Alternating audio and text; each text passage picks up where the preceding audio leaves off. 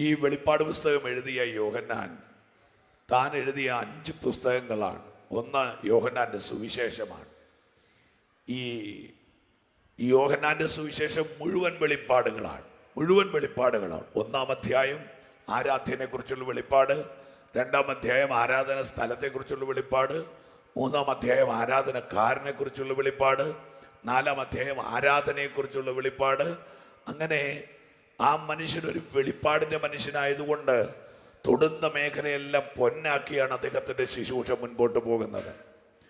എല്ലാവരും എഴുതുന്നത് പോലെ യേശു കർത്താവിന്റെ അത്ഭുതങ്ങളെല്ലാം വാരിക്കോരി യോഹന്നാൻ എഴുതിയിട്ടില്ല. യോഹന്നാൻ യേശു കർത്താവ് ചെയ്ത അത്ഭുതങ്ങൾക്കെല്ലാം താൻ വിളിച്ച പേര് അടയാളം എന്നാണ്. അതെന്തുകൊണ്ടാണ് യോഹന്നാൻ അങ്ങനെ വിളിച്ചത്? അത് എന്നിലും നിങ്ങളിലും വെപ്രാളമുണ്ടാക്കും. അത്ഭുതമെന്ന് പറഞ്ഞാൽ അതൊരു വിടുതലായി, അതൊരു എക്സൈറ്റ്മെന്റ് ആയിട്ട് അവസാനിക്കും. പക്ഷേ അടയാളം, ആ വാക്കൊന്ന് ചേർന്ന് പറഞ്ഞേ ദൈവമക്കൾ, ഒന്ന് ഒച്ചത്തിൽ പറഞ്ഞേ അടയാളം. അടയാളം, ദാറ്റ്സ് എ സൈൻ. അതൊരു സൈനാണ്. ഇവിടുന്ന് ഞാൻ നേരെ NH-ലോട്ട് കയറി വണ്ടി ഓടിക്കുമ്പോൾ റോഡ് സൈഡിൽ ഒരു സൈൻ ഇരിപ്പുണ്ട്, ട്രിവാൻഡ്രം ഇത്ര കിലോമീറ്റർ. അതിൻ്റെ അർത്ഥം എന്നാണെന്നറിയാമോ? ആ ബോർഡ് അല്ല തിരുവനന്തപുരം, ആ ബോർഡിന്റെ അപ്പുറത്ത് എനിക്കെന്തോ കാണാനുണ്ട്. ഒരു നല്ല ഹല്ലേലൂയ പറഞ്ഞാട്ടെ.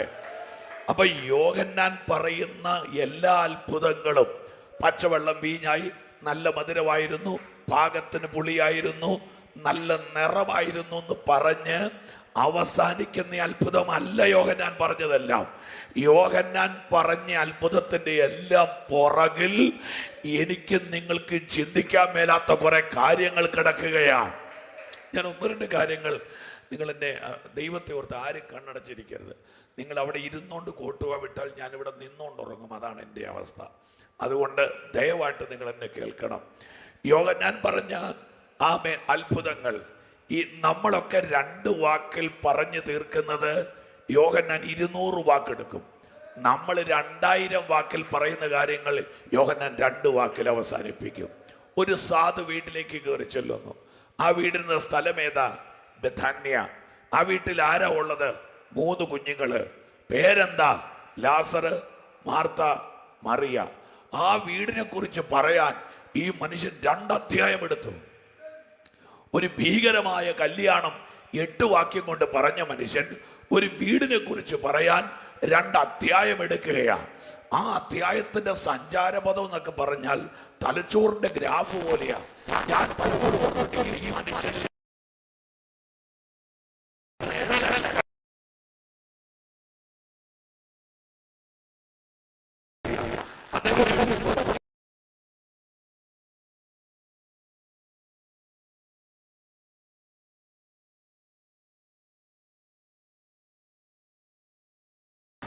അപ്പോൾ ഒറ്റ അധ്യായം കൊണ്ട് ആ വീടിന്റെ അഡ്രസ് ചേഞ്ച് ആകുകയാണ്.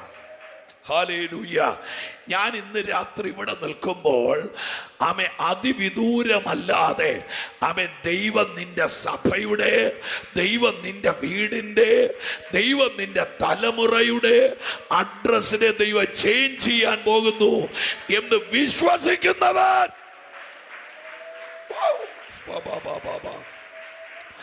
നന്നായിട്ട് കരങ്ങളെ ഒന്ന് ചേർത്തടിച്ച് നിനക്ക് ഉറക്കത്തിൽ പോലും ചിന്തിക്കാൻ കഴിയാത്ത നിലയിൽ ദൈവം നിന്നെ വേറെ ഒന്നാക്കി മാറ്റാൻ.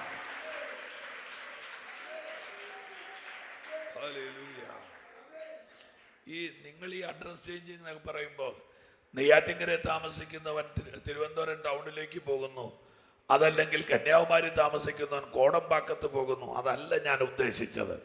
ലിവ്യാഥാൻ എന്ന് പറയുന്ന ആ സാധനം ഒരു മത്സ്യമാണ്. അതൊരു മത്സ്യമാണ്. പക്ഷേ ആ ലിവ്യാഥാനിലേക്ക് ദൈവത്തിന്റെ ഒരു ഇടപെടൽ നടന്നപ്പോ നീന്തുന്ന ലിവ്യാഥാൻ ഇപ്പൊ പറക്കുന്ന കാടപ്പക്ഷിയായി നിൽക്കുകയാണ്. ഹല്ലേലൂയ. ഇന്ന് കഴിഞ്ഞ 20 വർഷമായി എങ്ങും എത്താതെ നീ നീന്തുന്നുണ്ടെങ്കിൽ നീ ഇനി പറക്കുന്ന വർഷമാണെന്ന് പറയാൻ. come on somebody, കൈയടിച്ച് നിന്നെ പറപ്പിക്കാൻ ഹല്ലേലൂയ. റബല ഹതന റബൗ ശാന്തല റബിയാദന. ഒരു കാര്യം കൂടെ പറയുമ്പോൾ നിങ്ങൾക്ക് അത് ഇച്ചിലൂടെ മനസ്സിലാകും. യാക്കോബ് പിടിച്ചത് ആടിനെയാണ്, അപ്പൻ ചോദിച്ചത് ആട്ടിറച്ചിയല്ല വേട്ടയിറച്ചിയാണ്. ഒന്നുകൂടെ പറയാം, യാക്കോബ് പിടിച്ചത് ആടിനെയാണ്, അപ്പൻ ചോദിച്ചത് ആട്ടിറച്ചിയല്ല വേട്ടയിറച്ചിയാണ്. ഈ അപ്പൻ പുരാതനമായ ആടിന്റെ കൃഷി നടത്തുന്നയാളാണ്. നിങ്ങളൊന്ന് ഓർത്തു നോക്കിക്കേ, ഈ സ്ഥിരമായിട്ട് ബ്രോയിലർ കോഴിയുടെ കച്ചവടം നടത്തുന്ന മനുഷ്യന്റെ വീട്ടിൽ ഏറ്റവും കുറഞ്ഞത് വർഷത്തിലൊരു 160 ദിവസം കോഴിക്കറിയായിരിക്കും. ആ കോഴിക്കകത്ത് ഏത് മസാല ഇട്ടാലും അത് കോഴി ഇറച്ചിയാന്ന് ആ മനുഷ്യന് ഒറ്റ നോട്ടത്തിൽ അറിയാം. അങ്ങനെയാണെങ്കിൽ അപ്പന്റെ അടുത്തോട്ട് കൊണ്ടുപോകുന്ന ആട്ടിറച്ചി തിന്നേച്ച് അപ്പൻ പറഞ്ഞില്ല, മോനെ ഇത് ആട്ടിറച്ചിയാന്ന് പറഞ്ഞില്ല. അതാണ് ഞാൻ ഈ പറഞ്ഞ അഡ്രസ് ചേഞ്ച് എന്ന് പറഞ്ഞത്. എത്ര പേർക്ക് ഞാൻ പറയുന്നത് മനസ്സിലായി? അതിന്റെ അർത്ഥം എന്താണെന്നറിയോ? ആമേൻ, ഞാൻ സേവിക്കുന്ന ദൈവം എൻ്റെ അന്തരീക്ഷത്തെ മാറ്റാൻ പോകുന്നു.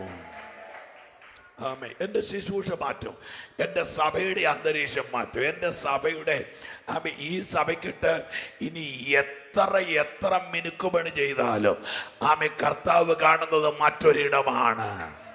അതിന്റെ അർത്ഥം എന്താണെന്നറിയോ? അഡ്രസ് ചേഞ്ച് ആക്കുന്ന ദൈവം പറഞ്ഞാൽ പറ അങ്ങനെ തന്നെ നടക്കും, അങ്ങനെ തന്നെ നടക്കും. ഹല്ലേലൂയ. പോട്ടെ, മുൻപോട്ട് വരാം. 11-ാം അധ്യായത്തിൽ ആമേൻ മാർത്തയുടെ വീട്, 12-ാം അധ്യായത്തിൽ ലാസറിന്റെ, നിങ്ങൾ എല്ലാവരും ശരിക്കും കേൾക്കുന്നുണ്ടല്ലോ അല്ലേ? എന്നിട്ട് അവിടെ എനിക്ക് ഈ 30 വർഷം പ്രസംഗിച്ചിട്ട് മനസ്സിലാകാത്തൊരു സാധനം എഴുതി വെച്ചിരിക്കുകയാണ്. ലാസർ എന്ന ഒരുത്തൻ ദീനമായി കിടക്കുന്നു. എന്നിട്ട് പറയുന്നു, ആ വീട്ടിലെ മറിയാണ് സ്വച്ഛജടമാംസി തൈലം കൊണ്ട് എൻ്റെ കാല് കഴുകിയത്. നിങ്ങൾ കേട്ടില്ല? ഒരുത്തൻ മേലാതെ കിടക്കുന്നു എന്ന് പറഞ്ഞാൽ ആശുപത്രിയുടെ അഡ്രസ്സ് പറയണം, അല്ലെങ്കിൽ ആംബുലൻസിന്റെ നമ്പർ പറയണം, അതല്ലെങ്കിൽ ഡോക്ടറിന്റെ അഡ്രസ്സ് പറയണം. ഇവിടെ ഒരുത്തൻ മേലാതെ കിടക്കുന്നു എന്ന് പറഞ്ഞേച്ച് പറയുകയാ, ആ മറിയാണ് ഒരു ദിവസം സ്വച്ഛജടമാംസി തൈലം കൊണ്ട് എന്നെ ആരാധിച്ചത്. അതിന്റെ അർത്ഥം എന്നാന്നറിയാമോ? ആമേൻ, നിന്റെ വീട്ടിലൊരു പ്രോബ്ലം ഉണ്ടായാൽ ആരാധിക്കുന്ന നിന്നെ ദൈവം മറക്കുകയില്ല. നല്ലായിട്ട് കൈയടിച്ച് come on. ഹല്ലേലൂയ. പോട്ടെ. ആമേൻ. ഇത് കൂടാതെ ഞാൻ ഈ യോഹന്നാൻ റെവലേഷന്റെ ആളാന്ന് പറഞ്ഞു വെച്ചാലേ എനിക്കിത് ബാക്കി പറയാൻ പറ്റുള്ളൂ. അതാ എൻ്റെ പ്രശ്നം. യോഹന്നാൻ എടുത്ത വേറൊരു വിഷയം പറയാം. ഒത്തിരി നാളായിട്ട് കുളക്കരെ കിടക്കുന്ന ഒരു മനുഷ്യന്റെ കാര്യം പറയുക. 38 വർഷം, ഒരു ജീവപര്യന്തം 12 വർഷമാണ്. 13 36 2 38 എന്ന് പറഞ്ഞാൽ 3 ജീവപര്യന്തം കഴിഞ്ഞേച്ച് കിടക്കുക. അവൻ ചെന്നത് 20ാമത്തെ വയസ്സിലാണ്, ഇപ്പൊ 58 വയസ്സായി. ഇവര് കണക്കിൽ വളരെ പുറകോട്ടാന്ന് എനിക്ക് തോന്നുന്നു. ചെന്നത് 20ാമത്തെ വയസ്സിലാണെങ്കിൽ ഇപ്പൊ 58 വയസ്സായി. ചെന്നത് 30ാമത്തെ വയസ്സിലാണെങ്കിൽ ഇപ്പൊ 68 വയസ്സായി. ഒരു ലൈഫിന്റെ ഏതാണ്ട് നല്ല ഭാഗം ഒരു അത്ഭുതത്തിന് വേണ്ടി നോക്കിക്കടന്ന മനുഷ്യൻ. ഒരു വിടുതൽ ഉണ്ടായില്ലെങ്കിൽ നമ്മുടെ ആളുകൾ 38 വർഷം പോയിട്ട് 3 മാസം ഒരു സഭയെ നിൽക്കുകയില്ല. ഹല്ലേലൂയ. എന്നാൽ ഇവൻ 38 വർഷം ഒരിടത്ത് തന്നെ കിടക്കുക. അപ്പൊ അവന്റെ പ്രത്യേകത മനസ്സിലായോ? അവൻ സൗഖ്യമില്ലാതെ ജീവിക്കാൻ തയ്യാറല്ല. ഈ മലയാളികൾക്ക് ഉള്ളൊരു പ്രത്യേക കൃപ പറയാം. അവര് ഒരു പരിധി വരെയൊക്കെ പിടിച്ചു നോക്കിയിട്ട് നടന്നില്ലെങ്കിൽ ആ നിൽക്കുന്ന സാഹചര്യത്തോട് അങ്ങ് പൊരുത്തപ്പെടും. ഈ സ്ഥിരം തലവേദനയായിട്ട് നടക്കുന്ന ആളുകളുണ്ട്. അവർക്ക് തലവേദന ഇല്ലെങ്കിൽ തലവേദനയാണ്. നിങ്ങൾ ചിലരെനിക്കിട്ട് നോക്കുന്ന കണ്ടിട്ട് ഞാൻ അവരുടെ 7 സെന്റിനകത്ത് 3 സെന്റ് മാന്തിക്കൊണ്ട് പോയ പോലെയാ. ഫ്രീ ആയിട്ട് എന്നെ ഒന്ന് നോക്കിക്ക്. വേദനകളുമായി കോംപ്രമൈസ് ചെയ്യുക, നിരാശകളെ കോംപ്രമൈസ് ചെയ്യുക, സങ്കടങ്ങളെ കോംപ്രമൈസ് ചെയ്യുക. ഒരു പ്രാവശ്യം വായിച്ചു, സ്കെയിൽ മാറിപ്പോയെങ്കിൽ മരണം വരെ എൻ്റെ സ്കെയിൽ നേരെയാകുകയില്ലെന്ന് പറഞ്ഞ് ഓർഗൻ തല്ലി പൊട്ടിക്കുക. ഒരു പ്രാവശ്യം പാടിയിട്ട് തൊണ്ട അടച്ചു പോയാൽ എൻ്റെ തൊണ്ട ഇനി മേല തുറക്കത്തില്ലെന്ന് പറഞ്ഞ് ആ പരിപാടി ഉപേക്ഷിക്കുക. ഒരു പ്രാവശ്യം സൈക്കിൾ ചവിട്ടിയിട്ട് മറിഞ്ഞാൽ എനിക്കിത് വിധിച്ചിട്ടില്ലെന്ന് പറഞ്ഞ് സൈക്കിൾ വിൽക്കുക. പക്ഷെ ഈ മനുഷ്യൻ അതല്ല. ആമൻ, ഇവന് വയസ്സാറല്ല 60 ഇവൻ സൗഖ്യമാകാതെ പോകുകയില്ല. ഹല്ലേലൂയ. ഇതിനകത്ത് ചില വിശ്വാസ പോരാളികളെ ദൈവം അന്വേഷിക്കുകയാണ്. എത്ര പേര് അക്കരമുയർത്തി ആമേൻ. ഹല്ലേലൂയ. എനിക്കറിയില്ല ഞാൻ അയാളെ കുറിച്ച് എങ്ങനെയാ പറയേണ്ടെന്ന്.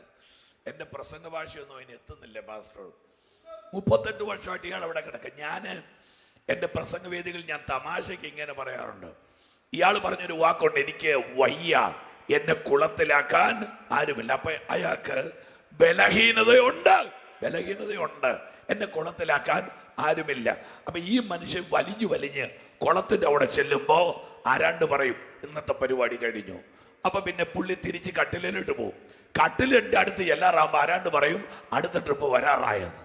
പിന്നെയും പുള്ളി കുളത്തിന് അങ്ങോട്ട് പോകും. അവിടെ ചെല്ലുമ്പോ ആരോ പറഞ്ഞു ഇന്നത്തെ പരിപാടി കഴിഞ്ഞ. പെട്ടെന്ന് പുള്ളി തിരിച്ചു പോരും.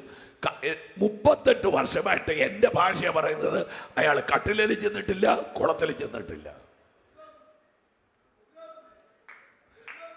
രണ്ടിൻ്റെയും കൂടെ ഇടയ്ക്ക് കടന്ന് നിങ്ങൾ ഇങ്ങനെ വചനം ചിന്തിച്ച് എന്നോട് കൂടെ വരണം കേട്ടോ. ഹല്ലേലൂയ. രണ്ടിൻ്റെയും കൂടെ ഇടയ്ക്ക് കിടന്ന് ഈ മനുഷ്യരിങ്ങനെ വലിയുമ്പോ എൻ്റെ പൊന്ന് കർത്താവിൻ്റെ ദാസനെ നിജീഷെ, ഞാൻ ഓർത്തത് 360 ദിവസവും ദൂതൻ കുളം കലക്കുവന്ന 360 ദിവസം.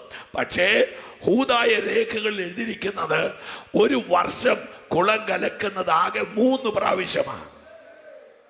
ഇയർലി 3 times, 3 പ്രാവശ്യമാണ്. അങ്ങനെ വെച്ച് ഞാൻ കണക്ക് കൂട്ടിയപ്പോ 114 പ്രാവശ്യം ദൂതൻ ഇറങ്ങിയിട്ട് നടക്കാത്തത് പുത്രൻ 1 പ്രാവശ്യം ഇറങ്ങിയപ്പോ നടന്നു.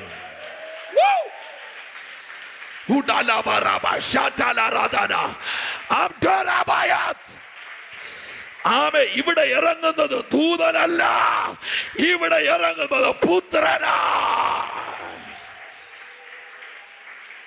ഓ, ഇത് പോരാ. ശക്തിയോടെ എന്നോട് ദൈവം പറയുന്നു, ദൂതന്റെ സീസൺ കഴിഞ്ഞു, ഇത് പുത്രന്റെ സീസണാണ്.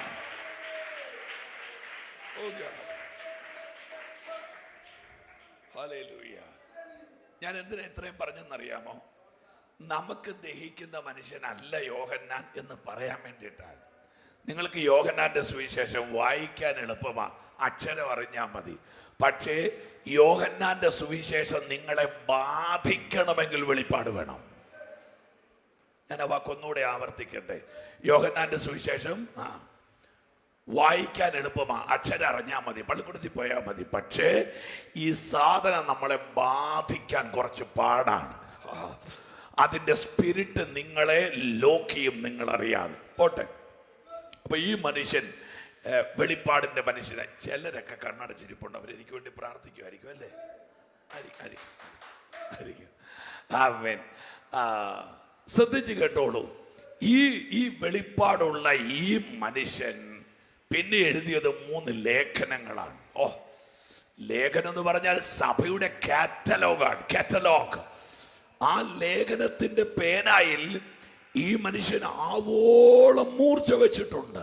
ഇനി ചെന്ന് കയറിയത് ഈ മനുഷ്യൻ വെളിപ്പാടിലാണ്. ക്ലോക്ക് ഉണ്ടോ? ഇല്ല.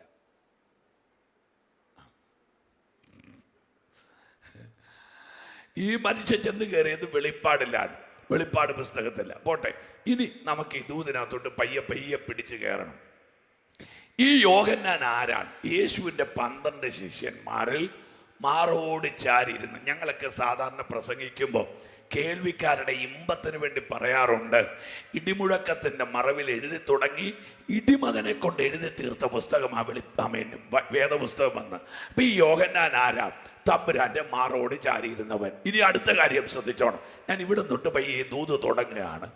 ഈ യോഹന്നാൻ യേശുവിന്റെ ക്രൂശ് നേരിട്ട് കണ്ട മനുഷ്യനാണ്.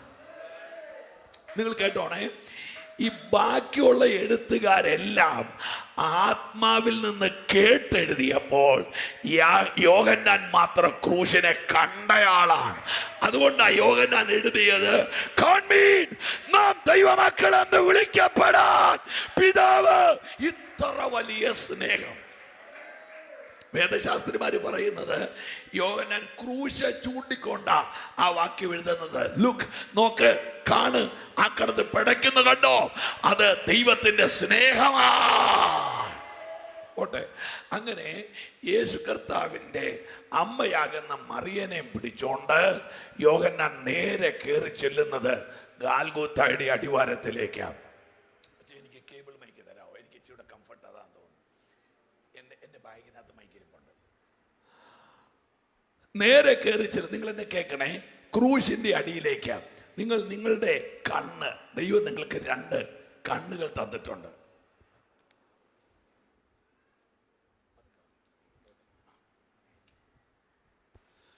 ചേർന്ന് രാമയും പറഞ്ഞാട്ടെ. ദൈവം നിങ്ങൾക്ക് 2 കണ്ണ് തന്നിട്ടുണ്ട്. ആമേ. ഞാൻ ഈ കുഞ്ഞു മൈക്ക് കൊണ്ട് പ്രസംഗിക്കുന്നുണ്ട്. അത് വലിയ വാഴപ്പിണ്ടി പോലെ എൻ്റെ കൈക്കകത്തിരിക്കുന്നു, ഒതുങ്ങുന്നില്ല. ഓരോരുത്തരൊക്കെ വേദന എടുക്കുന്ന പോലെ തോന്നുന്നു. പക്ഷേ എൻ്റെ ഫീഡ്ബാക്ക് ഇച്ചിരി കൂട്ടി വെച്ചേക്കണേ. ഇല്ല, പോകുന്ന വഴി നിനക്കിട്ട് ഞാൻ ഒരു ഞുള്ളൂടെ തന്നേച്ചേ പോകത്തുള്ളൂ. ആമേൻ. ഈ യോഹന്നാൻ, റൈറ്റ്, കണ്ടോ, എനിക്ക് എൻ്റെ ഇത് വന്നപ്പോൾ ഒരു സന്തോഷമായി. യോഹന്നാൻ ക്രൂശിന്റെ അടിവാരത്തിലേക്ക് കയറി ചെല്ലുക. നിങ്ങളുടെ കണ്ണ്, ആമേൻ. ഞാനൊരു ബുക്കിനകത്ത് വായിച്ചത്, ഒരു കണ്ണ് ഒരു ദിവസം 40,000 ഫോട്ടോ എടുക്കുന്നു എന്നാ. ഒരു ദിവസം 40,000 സ്റ്റിൽസ് പെർ ഡേ. ഒരു ദിവസം ഒരു മനുഷ്യന്റെ കണ്ണ് 40,000 ഫോട്ടോ എടുക്കുന്നു. നമുക്ക് ചിന്തിക്കാൻ പറ്റുകയില്ല. ഏതാ നിങ്ങളുടെ കയ്യിലിരിക്കുന്ന ഫോൺ? ആപ്പിളോ, ഓറഞ്ചോ, ക്യാരറ്റോ, സാംസങ്ങോ, പിന്നെ എന്തെങ്കിലും ആട്ടെ. ഒരു ദിവസം 40,000 ഫോട്ടോ എടുത്താൽ അതിനകത്തുനിന്ന് പുക വരും, കാപ്പിക്കലത്തിൽ നിന്ന് പുക വരുന്നത് പോലെ. അതിന് ആരുണ്ടാക്കിയാലും കത്തിപ്പോവും. പക്ഷേ ഒരു മനുഷ്യൻ ഒരു ദിവസം 40, 2 ദിവസം 80, 3 ദിവസം 1,20,000, 4 ദിവസം 1,60,000, 5 ദിവസം 2 ലക്ഷം, 10 ദിവസം 4 ലക്ഷം, ഒരു മാസം 12 ലക്ഷം ഫോട്ടോ എടുക്കുന്ന ലോകത്തിലെ അത്ഭുത സാധനമാണ് മനുഷ്യന്റെ കണ്ണെന്ന് പറയുന്നത്. ഒരു മാസം ഈ കണ്ണിന്റെ കാഴ്ചകൾ ക്രമീകരിക്കാൻ ലക്ഷക്കണക്കിന് ഞരമ്പുകളാണ് ദൈവം ചേർത്ത് വെച്ചിരിക്കുന്നത്. അതുകൊണ്ടാണ് ബൈബിൾ പറയുന്നത്, ദൈവമേ, അതിശയവും ഭയങ്കരവുമായി നീ എന്നെ സൃഷ്ടിച്ചിരിക്കയാൽ. ആമേൻ. എനിക്ക് 47 വയസ്സുണ്ടെന്നാണ് ഞങ്ങളുടെ വീട്ടുകാർ അവകാശപ്പെടുന്നത്. ഞാൻ നഴ്സറി സ്കൂളിൽ പഠിച്ചപ്പോൾ എന്നെ പഠിപ്പിച്ച സാറുമാരുടെ പേര് ഞാൻ ഓർക്കുന്നുണ്ട്. ഒരു സാറിന്റെ പേര് വിലാസിനി ടീച്ചർ, ഒരു സാറിന്റെ പേര് സുപ്രിയ. പള്ളിക്കൂടത്തിൽ പോകാത്തവർ ആലോചിക്കരുത്, കിട്ടുകയില്ല. 2 ടീച്ചേഴ്സ്. അന്ന് നേഴ്സറി സ്കൂളിന്റെ റെഡ് ഓക്സൈഡ് അടിച്ച ചുവന്ന തറയിൽ 3 വീലുള്ള സൈക്കിളിൽ കയറി ഞാൻ തലയടിച്ചു വീണതും ആശുപത്രി കൊണ്ടുപോയതും ഞാൻ ഇന്നത്തെ പോലെ ഇപ്പോഴും ഓർക്കുന്നു. എവിടുന്ന ഈ ഓർമ്മ? ഇത് കണ്ണിന്റെ റെറ്റിനയ്ക്കകത്തെ സേവിങ് സിസ്റ്റമാണ്. ഇവിടുന്ന് ഈ സാധനം കയറി വരുന്നത്. അപ്പോൾ ലോകത്തിലെ ഏതിനകത്തും ബാക്ടീരിയ കയറും, പക്ഷെ ദൈവം വെച്ച ഈ സിസ്റ്റം ഭീകരമാണ്. അങ്ങനെയാണെങ്കിൽ നിങ്ങൾ ശ്രദ്ധിക്കുക, യോഹന്നാന്റെ കണ്ണിന്റെ റെറ്റിനയിൽ ഇതുപോലെ ഒരു സ്റ്റേജ് ഇല്ല. ആമേൻ. ദിജീഷേ, ഇതുപോലെ വൃത്തിയുള്ള ഒരു സ്റ്റേജ് ഇല്ല, ഹാലജന്റെ ലൈറ്റ് ഇല്ല. യോഹന്നാന്റെ കണ്ണിൽ കിടക്കുന്നത് ചോര ഒഴുകുന്ന യേശുവിന്റെ ശരീരമാണ്. ആമേ. എന്ന് പറഞ്ഞാൽ യോഹന്നാൻ ജീവിക്കുന്നത് കാൽവറിയെ കണ്ണിലിട്ടോണ്ടാ. ആ കരമൊന്ന് ഉയർത്തി ആമേൻ പറഞ്ഞാട്ടെ. ഈ കാൽവറിയെ കണ്ണിനകത്ത് ആമേൻ സേവ് ചെയ്ത ഈ മനുഷ്യനെ ദൈവം ശുശ്രൂഷയ്ക്ക് പറഞ്ഞു വിട്ടത് എഫേസോസിലോട്ടാണ്. എത്ര വർഷം? 25 വർഷം. നിങ്ങൾ കേൾക്കുന്നുണ്ടോ? Long time, 25 years. ഞാൻ ഈ ദൂത് എവിടെയോ പ്രസംഗിച്ചപ്പോൾ എന്നോട് ആരാണ്ട് പറഞ്ഞു, അയ്യോ, ഒരു പാസ്റ്റ് 25 വർഷമൊക്കെ ഒരു സഭയിൽ ഇരിക്കുമോന്ന്. എന്നിട്ട് അവര് തന്നെ പറയാ, നല്ല പാസ്റ്റർ ആയിരിക്കും. ഞാൻ പറഞ്ഞല്ല, ആമേ, ദൈവമക്കള് നല്ലതാണ്, 250 വർഷം ഇരിക്കാം. ഹല്ലേലൂയ. 25 വർഷം ഇരുന്ന സ്ഥലമാണ് എഫേസോസ്. നിങ്ങൾ എന്നെ ആഴത്തിൽ കേൾക്കണേ. ഞാൻ ഇന്ന് ഈ ദൂതുകൾ പെറുക്കി പെറുക്കി എറിയാനല്ല, ഒരാണി അടിക്കാൻ വേണ്ടി നിൽക്കുകയാണ്. അതുകൊണ്ട് നിങ്ങൾ എന്നോട് കൂടെ വന്നേ പറ്റത്തുള്ളൂ. ഹല്ലേലൂയ. ആമേൻ. എഫേസോസിന്റെ പ്രത്യേകത ദ്യോവിൽ നിന്ന് വീണ് കിട്ടിയ ഒരു ബിംബത്തെ സേവിക്കുന്ന പട്ടണം. മന്ത്രവാദ ആഭിചാര അർത്ഥനഗ്നതകൾ ആഘോഷിക്കുന്ന, ആഭിചാരത്തിനും വ്യഭിചാരത്തിനും കരിങ്കൊടി പിടിക്കുന്ന ഒരു വല്ലാത്ത പട്ടണത്തിൽ ഈ മനുഷ്യൻ പാർത്തത് 25 വർഷമാണ്. ആ പട്ടണത്തിലെ 4 പ്രത്യേകത പറയാം. ഒന്ന്, പൗലൂസ് എഫേസോസിലെ ശിഷ്യന്മാരോട് ചോദിച്ചു, നിങ്ങൾ ആത്മാവിനെ പ്രാപിച്ചോ? അവര് പറഞ്ഞത് ആത്മാവ് ഉണ്ടെന്ന് പോലും ഞങ്ങൾ കേട്ടിട്ടില്ല. അപ്പൊ എഫേസോസിന്റെ ഒന്നാമത്തെ പ്രത്യേകത സ്പിരിച്വലി ഡ്രൈ പ്ലേസ് ആണ് എഫേസോസ്. ഈ ചില സഭയിലൊക്കെ വർഷിപ്പിന് പോയാൽ അറിയാതെ മനസ്സിൽ പറയും, കർത്താവേ അവരെന്നെ ഒരു പ്രാവശ്യം കൂടെ വിളിക്കണേ എന്ന് പ്രാർത്ഥിക്കും. ചിലയിടത്തൊക്കെ വർഷിപ്പിന് പോയാൽ, ദൈവമേ നിന്റെ കാഹളം ധ്വനിക്കുന്നത് വരെ ഇനി മേലാൽ എന്നെ വിളിക്കരുതേ. കാരണം വായിക്കകത്ത് വന്നിരിക്കുന്ന കുടല് നമ്മൾ കൈകൊണ്ട് താഴോട്ട് ഇറക്കി വിടുക. അതുപോലെ ഡ്രൈ സ്ഥലങ്ങളുണ്ട്. ചിലയിടത്ത് ശുശ്രൂഷിക്കാൻ പോയിട്ട് മനസ്സിൽ പറഞ്ഞിട്ടില്ലേ, ഇവർ 1 കോടി രൂപ തന്നാലും ഇനി മേലാൽ ഇവിടെ. കാര്യം എന്നറിയാമോ? അതൊരു ഡ്രൈ പ്ലേസ് ആണ്. ഇതുപോലെ എഫേസോസിന്റെ പ്രത്യേകത ആത്മാവ് ഉണ്ടെന്ന് കേൾക്കാത്ത സ്ഥലമാണ് ഈ എഫേസോസ് എന്ന് പറയുന്നത്. ആമേൻ. ഇനി രണ്ടാമത് അപ്പോസ്തലപ്രവൃത്തി 19:11 എടുക്കണ്ട. ദൈവം പൗലൂസ് മുഖാന്തരം വീര്യപ്രവർത്തികളെ ചെയ്യിക്കുകയാണ്. അവന്റെ മെയ്മേൽ നിന്ന് റൂമാലും ഉത്തരീയവും രോഗികളുടെ മേൽ കൊണ്ടുവന്നിടുക. അടുത്ത വാക്ക് ശ്രദ്ധിച്ചോണേ. രോഗം ഇവിടെ ഉണ്ടല്ലോ. എവിടെയാ മോനായിട്ടിരിക്കുന്നത്? 19:11 അവന്റെ മെയ്മേൽ നിന്ന് റൂമാലും കെട്ടിവിടും, ഉത്തരീയവും രോഗികളുടെ മേൽ കൊണ്ടുവന്നിടുക. അടുത്ത വാക്യം ഒന്ന് എല്ലാവരും ചേർന്ന് വായിച്ചേ. വ്യാധികൾ അവരെ വിട്ടുമാറി. ഒച്ചത്തി വായിക്കാൻ. വ്യാധികൾ അവരെ വിട്ടുമാറി, പുറപ്പെട്ടു പോയി. അത് രണ്ട് സെന്റൻസ് അല്ല, ഒറ്റ സെന്റൻസ്. അവരുടെ രോഗം മാറി, എന്നിട്ട് ഭൂതം പോയതല്ല. വ്യാധികൾ വിട്ടുമാറി, ദുരാത്മാക്കൾ ഓടിപ്പോയി. വേറൊരു ട്രാൻസ്ലേഷൻ എഴുതിയിരിക്കുന്നറിയാമോ? ദുരാത്മാക്കൾ അവ വരുത്തിയ രോഗങ്ങളെയും കൊണ്ട് അവരെ വിട്ടുപോയി. ഹല്ലേലൂയ. ഇന്ന് രാത്രി ചിലവ് ഇളകാൻ പോകയാ.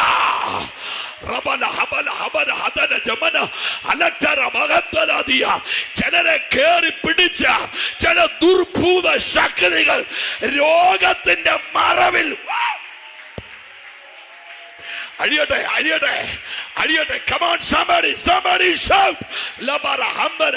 വലിയ സൗഖ്യം ഇവിടെ നടക്കട്ടെ, വലിയ സൗഖ്യം.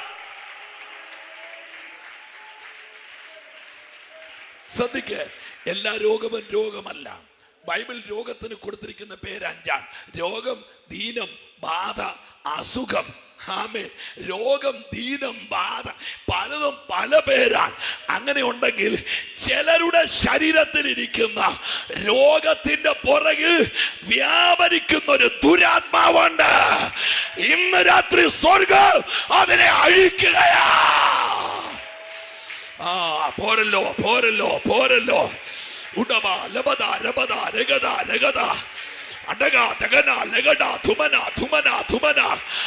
ഇവിടെ സൗഖ്യം നടക്കുന്നുണ്ട്, ഇവിടെ സൗഖ്യം നടക്കുന്നുണ്ട്, ഇവിടെ വിടുതൽ നടക്കുന്നുണ്ട്. യേശുവിന്റെ നാമത്തിൽ നട്ടലിനോട് പോരാടുന്ന, ഉദരത്തോട് പോരാടുന്ന, ലങ്സിനോട് പോരാടും. സൗഖ്യമാക്, സൗഖ്യമാക്. അയ്യോ ഇത് പോരാ. ചിലതിനെ കൊടയാൻ.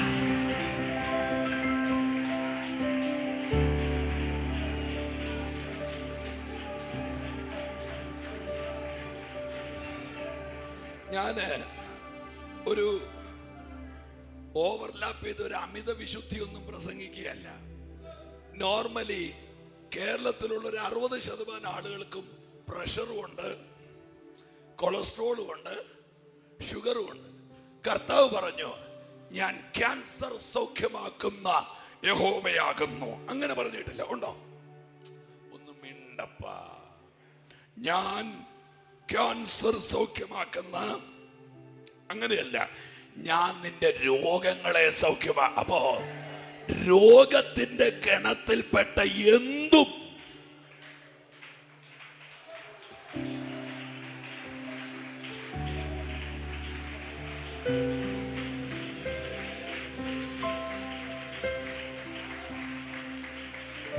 പ്രാർത്ഥനാ വിഷയം കണ്ടിട്ടില്ലേ? നിങ്ങൾ പ്രാർത്ഥനാ വിഷയം കണ്ടിട്ടില്ലേ? ഇന്ന സഭയിലെ ഇന്ന സഹോദരി ക്യാൻസറിനാൽ ഭാരപ്പെടുന്നു, ദയവായി ദൈവമക്കൾ പ്രാർത്ഥിക്കുക. ഇന്ന സഭയിലെ ഇന്ന സഹോദരി ഷുഗറിനാൽ ഭാരപ്പെടുന്നു, അത് കുറവല്ലേ? അതിന്റെ അർത്ഥം എന്താണെന്നറിയാമോ? ഇത് നമ്മൾ അങ്ങ് അംഗീകരിച്ചു. ഈ സാധനത്തെ എന്നതിന് അംഗീകരിച്ചു? ഒന്നും മിണ്ടുന്നേ. ഈ രോഗത്തെ നമ്മൾ അംഗീകരിച്ചു. നമ്മൾ മനസ്സിൽ തീരുമാനിച്ചു, ഞാൻ ആദ്യം ഗുളിക കഴിക്കും, പിന്നെ ഗുളിക നിൽക്കാതെ വരുമ്പോൾ ഡോക്ടർ ഇഞ്ചക്ഷൻ തരും, ഇഞ്ചക്ഷൻ നിൽക്കാതെ വരുമ്പോൾ രാവിലെയും വൈകിട്ടും ഇഞ്ചക്ഷൻ, ഉച്ചയ്ക്ക് ഒരു ഗുളികയും കൂടെ തരും. പിന്നെ ഇത് എല്ലാം കഴിഞ്ഞ് കഴിയുമ്പോൾ എൻ്റെ കിഡ്നി അടിച്ചു പോകാൻ സാധ്യതയുണ്ട്. കുറച്ച് ദിവസം എൻ്റെ കാലിങ്ങനെ നീര് വെച്ച് ഞാനിങ്ങനെ വലിച്ചു യോഗത്തിന് വരും. പിന്നെ ഭാഗ്യമുള്ളവരാണെങ്കിൽ പെട്ടെന്ന് അങ്ങ് മരിക്കും. വേറെ ചില കാല് മുറിച്ച് കളഞ്ഞ്. ഇതൊക്കെ നമ്മൾ ഉണ്ടാക്കി വെച്ചിരിക്കുന്ന തിരക്കഥയിലൂടെ നമ്മൾ ജീവിക്കുക. ഞാൻ ഇങ്ങനെയാണ്, പക്ഷെ ഇന്ന് രാത്രി നിങ്ങളും എഴുതി വെച്ചേ, അതിനെ ഇളക്കാൻ എന്റെ ദൈവത്തിന് കഴിയും. എനിക്കറിയില്ല, ഇന്ന് രാത്രി ദൈവം തന്റെ ജനത്തെ സൗഖ്യമാക്കട്ടെ.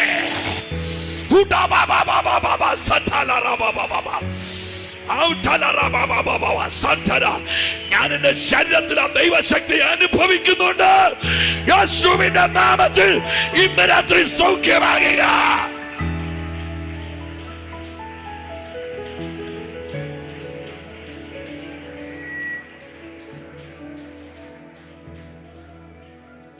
ഞാൻ കാല് പിടിച്ചൊരു സത്യം പറയാം. നമ്മൾ ഉണ്ടാക്കി വെച്ചിരിക്കുന്ന തിരക്കഥകൾ ഇന്ന് രാത്രി കീറിക്കളയാമെങ്കിൽ ദൈവത്തിന്റെ പദ്ധതികൾ നമ്മുടെ മേൽ നടക്കാൻ തുടങ്ങും. നല്ലൊരു ഹല്ലേലൂയ പറഞ്ഞാട്ടെ. പോട്ടെ, എനിക്ക് മുമ്പോട്ട് പോയേ പറ്റത്തുള്ളൂ. അങ്ങനെ ഇത്രയും പോരാട്ടമുള്ള ഈ പട്ടണത്തിൽ 25 വർഷമായി യോഹന്നാൻ പാർത്തത്. എത്ര വർഷമായി ഇവിടെ വന്നിട്ടല്ലേ? ഒന്ന് ആലോചിച്ച് നോക്കിയേ. നിന്നതല്ല, ദൈവം നമ്മെ നിർത്തിയതാണ്. ഹല്ലേലൂയ. ഒരൊറ്റ മാസം ഇവിടെ തികയ്ക്കത്തില്ലെന്ന് പിശാച് പറഞ്ഞിടത്ത് ഇവിടം വരെ എത്തിയതാ ദൈവത്തിന്റെ കരുണയാൽ. ഹല്ലേലൂയ. പോട്ടെ, നമുക്ക് വളരെ ഒത്തിരി ബഹളം വെച്ചാൽ എനിക്ക് ദൂതുമായിട്ട് പോകാൻ പറ്റാതെ വരും. അതുകൊണ്ട് ഞാൻ ഈ എന്റെ കാര്യമാണ് പറഞ്ഞത്, നിങ്ങളുടെ കാര്യമല്ല. ഈ ദൂതിനകത്തോട്ട് കയറി വരാം. ഹല്ലേലൂയ. അല്ലേ, യോഗം കഴിഞ്ഞ് അങ്ങോട്ട് പോകുമ്പോ എന്റെ തരുന്ന ദൂത്, അയ്യോ, അങ്ങനെ ഉണ്ടാകരുത്. എനിക്കത് വലിയ വിഷമാണ്. ആമേൻ. ഈ യോഹന്നാൻ എന്ന് പറയുന്ന ഈ ദൈവത്തിന്റെ മനുഷ്യൻ, ആമേൻ, വെളിപ്പാട് പുസ്തകത്തിന്റെ എഴുത്തിലേക്ക് കയറുന്നതിന് തൊട്ട് മുമ്പ് പറയേണ്ട കാര്യങ്ങളാണ് പറഞ്ഞത്. 25 വർഷം ഈ മനുഷ്യന്റെ കണ്ണിനകത്ത് കടന്നത് യേശു ക്രൂശെ കിടക്കുന്ന ചിത്രം, അതും കൊണ്ട് ജീവിക്കുക. ഒരു ദിവസം ഈ മനുഷ്യൻ പത്മോസിൽ ചെന്നപ്പോ കണ്ടത് ആമേ തലയും തലമുടിയും വെളുത്ത ഹിമത്തോളം ഇരിക്കുന്ന കർത്താവിനെയാ. ഇന്ന് രാത്രി കർത്താവിനോട് പറഞ്ഞൊരു ദൂത് പറയാം. നിന്റെ കണ്ണിനകത്ത് കിടക്കുന്ന ചില പഴയ കാഴ്ചകള് എന്റെ ദൈവം മാറ്റി പുതിയ ചിലത് സ്ഥാപിക്കാൻ പോകുകയാ. ഞാന് ഇന്ന് വൈകുന്നേരം യോഗത്തിന് വന്നപ്പോ എനിക്ക് ചർച്ചിന്റെ ഫ്രണ്ട് വശം കണ്ടപ്പോ ഭയങ്കര സന്തോഷം തോന്നി. നല്ല ഒരു ഹാളിന്റെ ലുക്കും. എന്നെ കാണിച്ചതെന്നൊന്നും മനസ്സിലല്ല, വാസ ഏതാണ്ടൊക്കെ പറഞ്ഞു, എനിക്ക് പിടി കിട്ടിയില്ല. ഇതിന്റെ മുഖം ഇതുപോലെ തന്നെ യോഹന്നാൻ ക്രൂശിതനെ കണ്ണിലിട്ട് ജീവിച്ചവൻ ഇപ്പൊ കാണുന്നത് ക്രൂശെ കിടക്കുന്നവനെ അല്ല, ഉയർത്തവനെയാണ്. ഞാനൊരു പ്രവചനം പറയട്ടെ. ഏത് കണ്ണുകൊണ്ടാണോ തകർച്ച കണ്ടത്, ആ കണ്ണുകൊണ്ട് നീ ഉയർച്ച കാണാൻ പോകയാ. ഓ ശരാ മമ സദാ ലബാന്ധനെ ലബർധന ലഗ്ധന മമ സൈഡൽ പ്രബോധനയാ. ആരോടോ ദൈവാത്മ പറയുന്നു, ഇത് പോരപ്പാ, നല്ല പോലെ സഹോദരനെ, ദൈവദാസനെ, ഏത് കണ്ണുകൊണ്ടാണോ നീ തകർച്ച കണ്ടത്, അതേ കണ്ണുകൊണ്ട് നീ ഉയർച്ച കാണാൻ.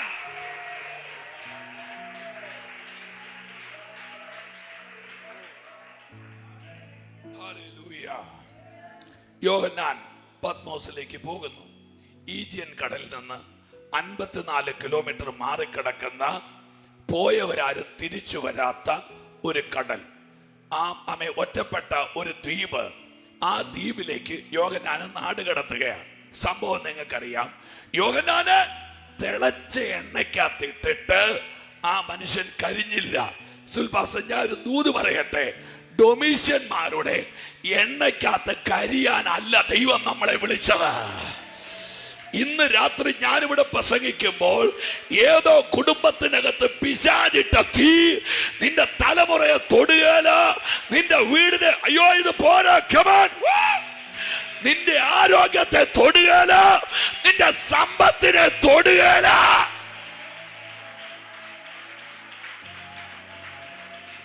ഇല്ല. നല്ലപോലെ കൈയടിച്ചൊന്ന് ആരാധിച്ച് എന്നോട് ദൈവം പറയുന്നു, അത് നിന്നെ തൊടാൻ എന്റെ ദൈവം അനുവദിക്കത്തില്ല.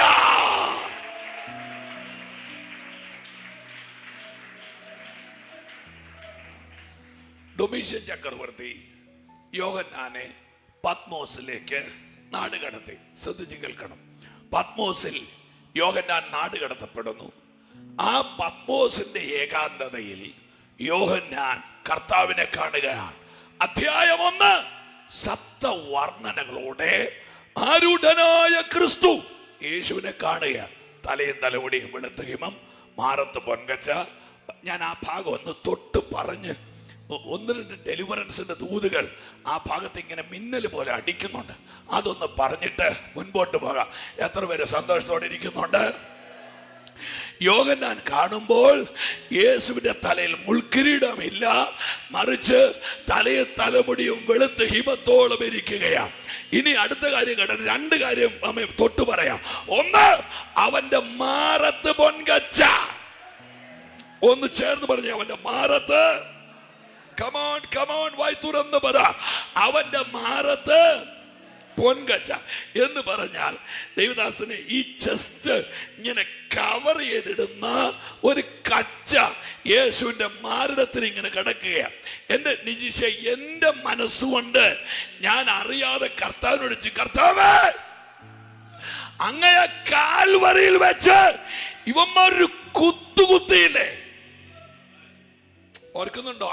ആ കുത്തു കൊണ്ടത് യേശുവിന്റെ, ഒന്ന് പറയുന്നേ, വിലാവിലാണ്, വിലാവിലാണ്. അതുകൊണ്ടാണ് നമ്മൾ പാടിയത്, തിരുവിലാവിൽ നിന്നൊഴുകും തിരിച്ചോര തുള്ളിയാൽ. കണ്ടോ? അപ്പൊ ഈ വിലാവില. പക്ഷേ ഇപ്പൊ മുറിവ് കാണാൻ മേല. ഇപ്പൊ മുറിവ് കാണാൻ മേല. എടാ, ദൈവം ചിലത് മറയ്ക്കാൻ തീരുമാനിച്ചാൽ ഉടബല ബറബബ റബദല റഗദല റഗദല ദൈവം ചിലത് മറയ്ക്കാൻ. നന്നായിട്ടൊന്ന് കർത്താവിനെ ആരാധിച്ചേ.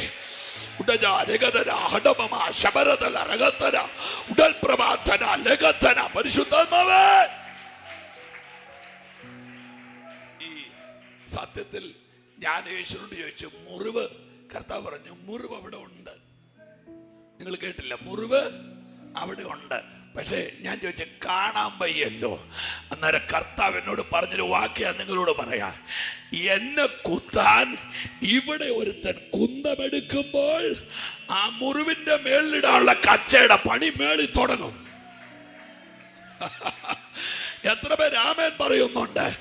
നിന്റെ തലമുറയെ ഒതുക്കാൻ പിശാച് ഇവിടെ എന്തെങ്കിലും ചെയ്താൽ ആ കൈയൊന്ന് നല്ലായിട്ട് അടിച്ച് മേളിൽ നിന്റെ കുടുംബത്തെ ഉയർത്താൻ. കത്തട്ടെ. സുഡാരമ സബാരമ ലബാർഥന ലബാർഥന ലബാർഥന ലബാർഥന ഔട്ടാലമ ശാന്തരാദിയാന. ഈ 10ാമത്തെ രാത്രി ഇത് സാധാരണ രാത്രിയല്ല. ദൈവം നിനക്ക് വേണ്ടി ചിലത് ഇന്ന് രാത്രി പണിയുകയാ.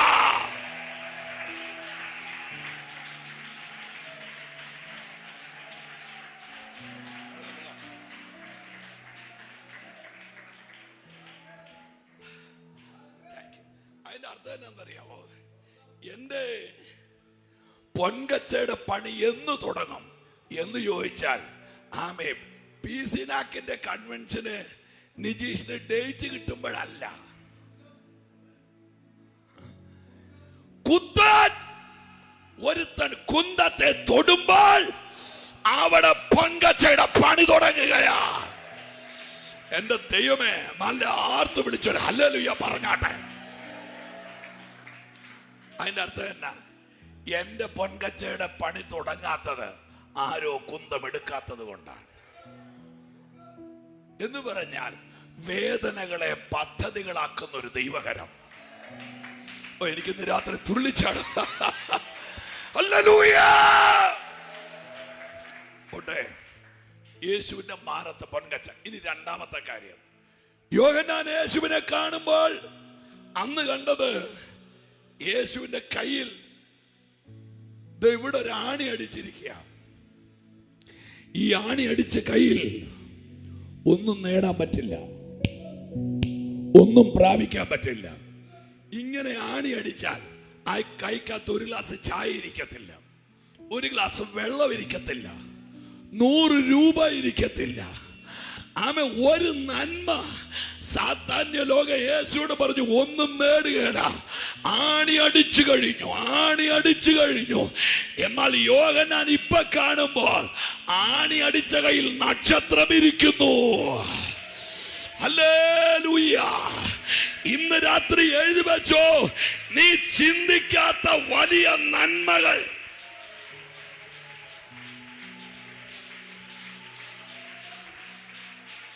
ഇത് പോരാ, ഇത് പോരാ. അവൻ ചിലരുടെ കയ്യെന്ന ആണി ഇന്ന് രാത്രി സ്വർഗ ഊരുകയാണ്. നീ ഉയരാതിരിക്കാൻ, നീ വളരാതിരിക്കാൻ.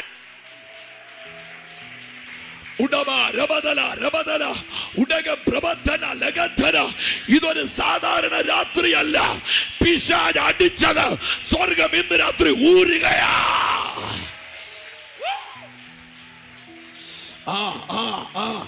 ആരാധിച്ച് കേറ്, ആരാധിച്ച് കേറ്.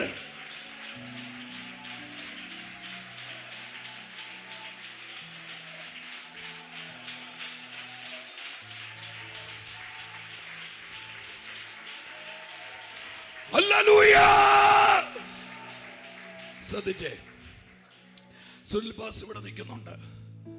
ഇവിടെ വന്ന് ചാണി അല്ലേ, ചാണിയാണോ? ഒരു ശുശ്രൂഷ തുടങ്ങുമ്പോ ദൈവത്തോട് പ്രാർത്ഥിക്കും, കർത്താവേ 5 സെന്റ്, അല്ലെങ്കിൽ കർത്താവേ 3.5 സെന്റ്, കർത്താവേ എങ്ങനെയെങ്കിലും ഒന്ന് പിടിച്ചു നിന്നാ മതി. പക്ഷെ സാത്താന്യ ലോകം കയ്യെ കൊണ്ട് ആണി അടിച്ചു. ആണി അടിച്ചിട്ട് ഇവിടെ ഇയാളിവിടെ ഒന്നും നേടുകയില്ല. ഇയാൾ ഇവിടുന്ന് ഓടും. എങ്ങനെ ഓടും? ജീവനും കൊണ്ട് ഓടും, പ്രാണനും കൊണ്ട് ഓടും. പക്ഷേ ഇപ്പൊ ഉയർത്ത ക്രിസ്തുവിന്റെ കയ്യിൽ ആണിയല്ല, പഴയ ആണിയുടെ പാട് മാത്രമേ ഉള്ളൂ.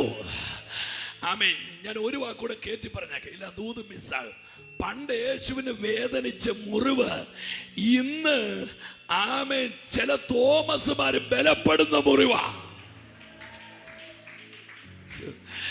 ദൈവദാസനെ മനസ്സിലായി കാണോ? ഒരു കാലത്ത് നിങ്ങൾ അനുഭവിച്ച വേദന അടുത്ത സീസണിൽ ചിലരുടെ ഉറപ്പാ.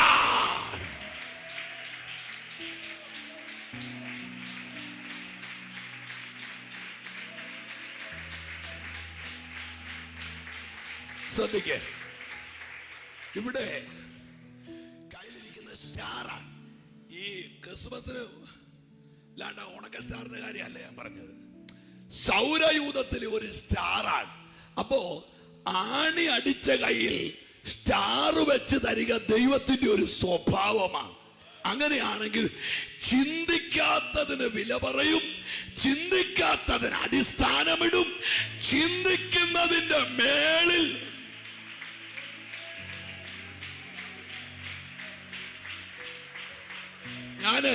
ഞാൻ ഇങ്ങനെ ഒരു വാക്ക് സഭയോട് പറയാം. ഈ ട്രിവാൻഡ്രം മേഖലയിലെ ഏറ്റവും വലിയ കൺവെൻഷൻ സെന്റർ നിങ്ങൾ പണിയട്ടെ.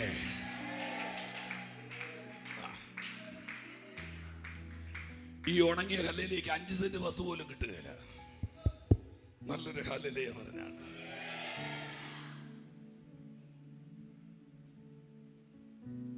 എനിക്ക് ഈ പാട്ടെല്ലാം കൂടെ തള്ളിക്കേറി വരുന്നുണ്ട്, പക്ഷേ പാടാൻ വയ്യാത്തോണ്ടാണ് ഞാൻ നിന്ന് മൂളി വെച്ചിരിക്കുന്നത്. ഹല്ലേലൂയ. ചേർന്ന് രാമൻ പറഞ്ഞാട്ട ദൈവമക്കൾ, അങ്ങനെ നിങ്ങളങ്ങ് എടുത്തേ അതൂത് അങ്ങ് എടുത്തേ. എങ്ങനെ എടുക്കണം? ആണിയിരുന്ന കയ്യിൽ നക്ഷത്രം. സീസൺ മാറി വരുക. ഒരു വണ്ടി ഇടാൻ ഇടയില്ലാത്ത സ്ഥലത്ത് താണ്ട് കിടക്കുന്ന 1000 വണ്ടി. ആണിയിരുന്ന ഇത് നിങ്ങളിത് പുറത്തോട്ടിറങ്ങിച്ച് സുഭാഷ് പാസ് എന്ന് പ്രോസ്പെരിറ്റി ആയിരുന്നു എന്നൊന്നും എൻ്റെ നേരെ ആണി അടിക്കാൻ വരണ്ട. അതൊന്നും ഞാൻ ആണി എടുക്കുകയാണ്. ഞാനൊരു ദൂതാ പറഞ്ഞത്. ആണിയിരുന്ന കയ്യിൽ പറ നക്ഷത്രം. അങ്ങനെ 1-ാം അധ്യായം യോഹന്നാൻ വെളിപ്പാടിനകത്ത് നിൽക്കുക. ഇനിയാണ് നിങ്ങൾ എന്നെ ഗൗരവമായിട്ട് ശ്രദ്ധിക്കേണ്ടത്. സമയത്തിന്റെ പാച്ചിൽ എന്നെ അസ്വസ്ഥനാക്കുന്നുണ്ട്. അത്യാവശ്യം ഞാൻ പറഞ്ഞു നിർത്താം. കേൾക്കുന്ന ഒരു രാമൻ പറഞ്ഞാട്ട്, ഈ 2-ാം അധ്യായത്തിൽ വന്നപ്പോ യോഹന്നാൻ തന്റെ വെളിപ്പാടിന്റെ 2-ാം ഘട്ടം തുറന്നത് സഭകൾക്ക് വേണ്ടിയാണ്. എഫേസോസ്, തുയഥൈര, സ്മുർന്ന, പെർഗമോസ്, സർദീസ്, ഫിലഡൽഫിയ, ലവോദിക്ക, അങ്ങനെ 7 സഭകളെ കുറിച്ചുള്ള ദൂത്. ഇങ്ങനെ പറയാം, എഫേസോസിൽ യോഹന്നാൻ നിന്ന പ്രശ്നമായതുകൊണ്ടാണ് നാട് കടത്തിയത്. അപ്പോ ഒരു പട്ടണത്തിൽ പ്രശ്നമായതുകൊണ്ട് നാട് കടത്തിയവൻ 7 പട്ടണത്തെ ഇളക്കാനുള്ള ദൂതുമായിട്ട് തിരിച്ചു വരികയാണ്. അപ്പോ ഈ അഭിഷേകം ഉള്ളവനെ ഒതുക്കാൻ നോക്കുന്ന പിശാച് മണ്ടനെന്ന് പറഞ്ഞാൽ, കാരണം അവൻ ഇവിടെ നിന്നാൽ ഒന്നിനെ ഇളക്കത്തുള്ളൂ, അവൻ അവിടെ പോയാൽ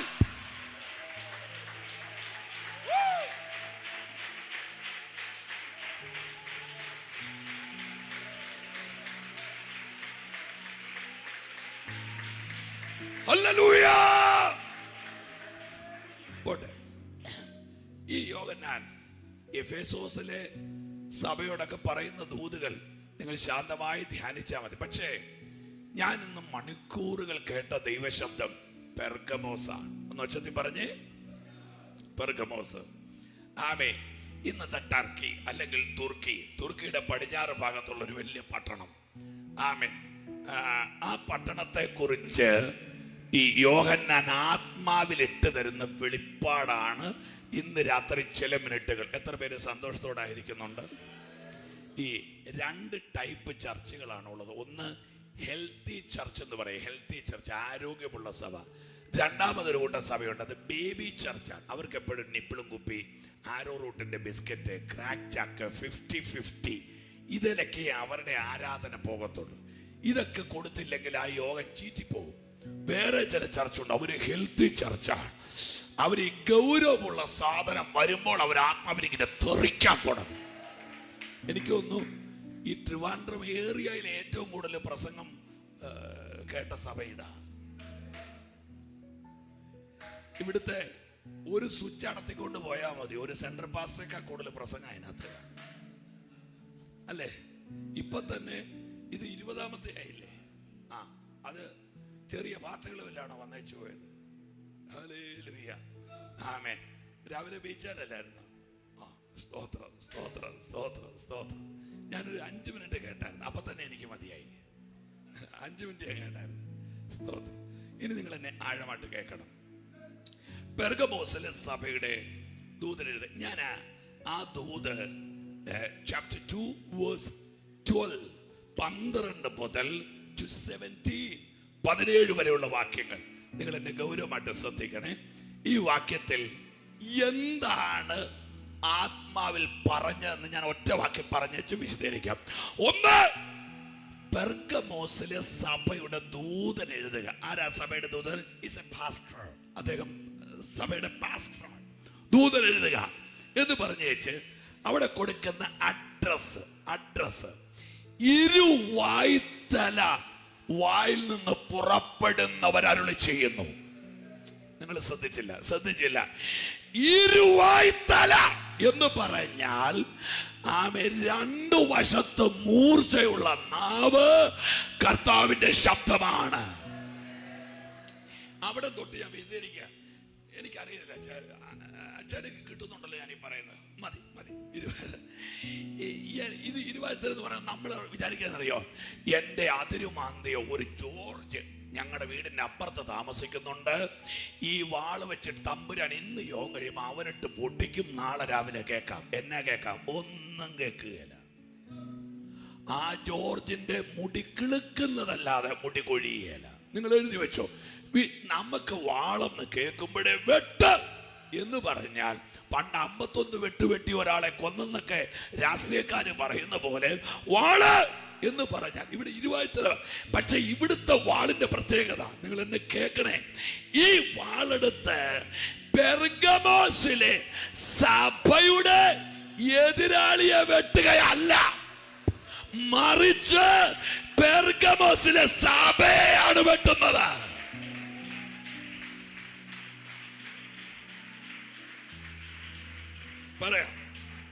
പറയാം. അവിടെ രണ്ട് പദങ്ങൾ എടുത്തു കൊടുത്തിട്ടുണ്ട്. ഒന്ന്, ബിലയാമിന്റെ ഉപദേശം.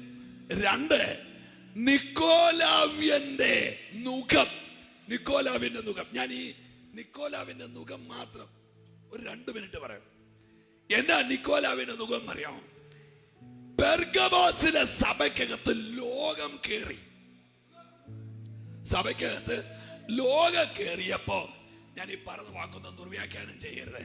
നമുക്ക് ആഘോഷങ്ങൾ വേണം. ഇന്നൊരാഘോഷം കേട്ടില്ല. നമുക്ക് മറ്റേ ആഘോഷം വേണം, ആഘോഷം വേണം. കോട്ടയം ഭാഷ പറയാം, ഈ ചെണ്ടപ്പുറത്ത് കോലിടുന്നിടത്തെല്ലാം നമുക്ക് പോണം എന്നൊരഴുക്ക് പഠിപ്പിക്കൽ സഭയ്ക്കകത്ത് കയറി. എന്ന് പറഞ്ഞാൽ ആത്മാവിനേക്കാൾ ജഡത്തിന്റെ ദാഹം തീർക്കാൻ ഇവര് തത്രപ്പെട്ടപ്പോൾ കർത്താവ് പറഞ്ഞു, ഞാൻ വെട്ടും നിന്നെ. ഇനി ദുർവ്യാഖ്യാനം ചെയ്യരുത്. ഇവിടുത്തെ വെട്ട് കഴുത്ത് വെട്ടല്ല. കേട്ടില്ല? ഇതൊക്കെ ആരോട് പറയാൻ? ഇവിടുത്തെ കഴുത്ത് വെട്ടല്ല. വെട്ടേതാന്നറിയണമെങ്കിൽ എബ്രായ ലേഖനം വായിച്ചാൽ മതി. ഒന്ന് മനസ്സിൽ പറഞ്ഞു വെക്കുക വാക്യം: ദൈവത്തിന്റെ വചനം ജീവനും ചൈതന്യമുള്ളതായി. അവിടുത്തെ സെയിം വാക്ക് പറഞ്ഞ്, ഇരു വായ്ത്തലയുള്ള ഏത് വാളിനേക്കാളും മൂർച്ചയേറ. അടുത്ത വാക്ക് ശ്രദ്ധയോടെ പറഞ്ഞേ: പ്രാണനെയും ആത്മാവിനെയും. എനിക്ക് മനസ്സിലായി, അവിടെ ഞാൻ ചോദിച്ചത്. പ്രാണനെയും ഒന്ന് ഒച്ചത്തിൽ പറഞ്ഞേ. ഒന്ന് ഇറങ്ങിയ കുഴപ്പമുണ്ടോ? ഇറങ്ങിയ കുഴപ്പമുണ്ടോ? ഇല്ല. ഒന്ന് ഒച്ചത്തിൽ പറഞ്ഞേ: പ്രാണനെയും ആത്മാവിനെ. അപ്പൊ ഈ വാള് കൊണ്ട് വെട്ടിയത് എങ്ങോട്ടാന്നറിയോ? പ്രാണന്റെയും ആത്മാവിന്റെയും ഇടയ്ക്കിട്ടൊരു വെട്ടുപറ്റി.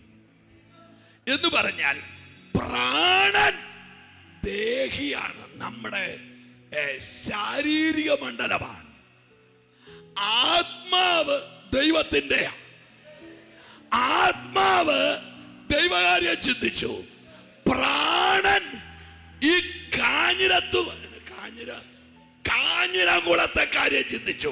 9 സെന്റ് വസ്തു, 2 നില വീട്, ഓസ്ട്രേലിയൻ വിസ, സെമി വെട്ടിഫൈഡ് കടപ്പാക്കല്, 28 ലക്ഷത്തിന്റെ കാറ്. അങ്ങനെ ദേഹം ഇത് ചിന്തിച്ചപ്പോൾ ആത്മാവ് ചിന്തിച്ചത് നിത്യതയാ. എന്നിട്ട് സഭയ്ക്കകത്ത് ജഡം കേറിയിട്ട് ഇപ്പൊ വിശുദ്ധി അല്ല പ്രശ്നം, ജഡദാഹമാണ്. ഒരൊറ്റ വെട്ട്.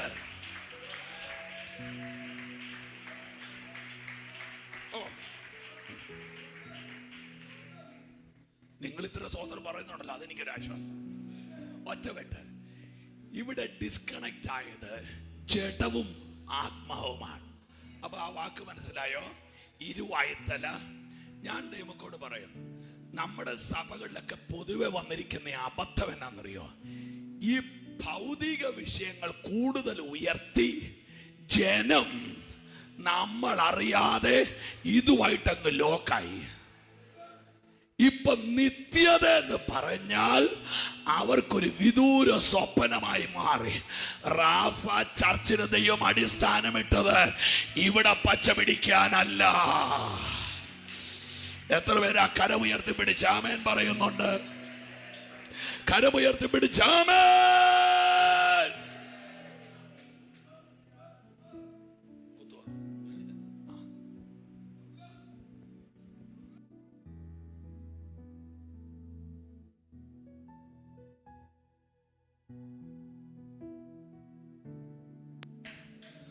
ആമേൻ.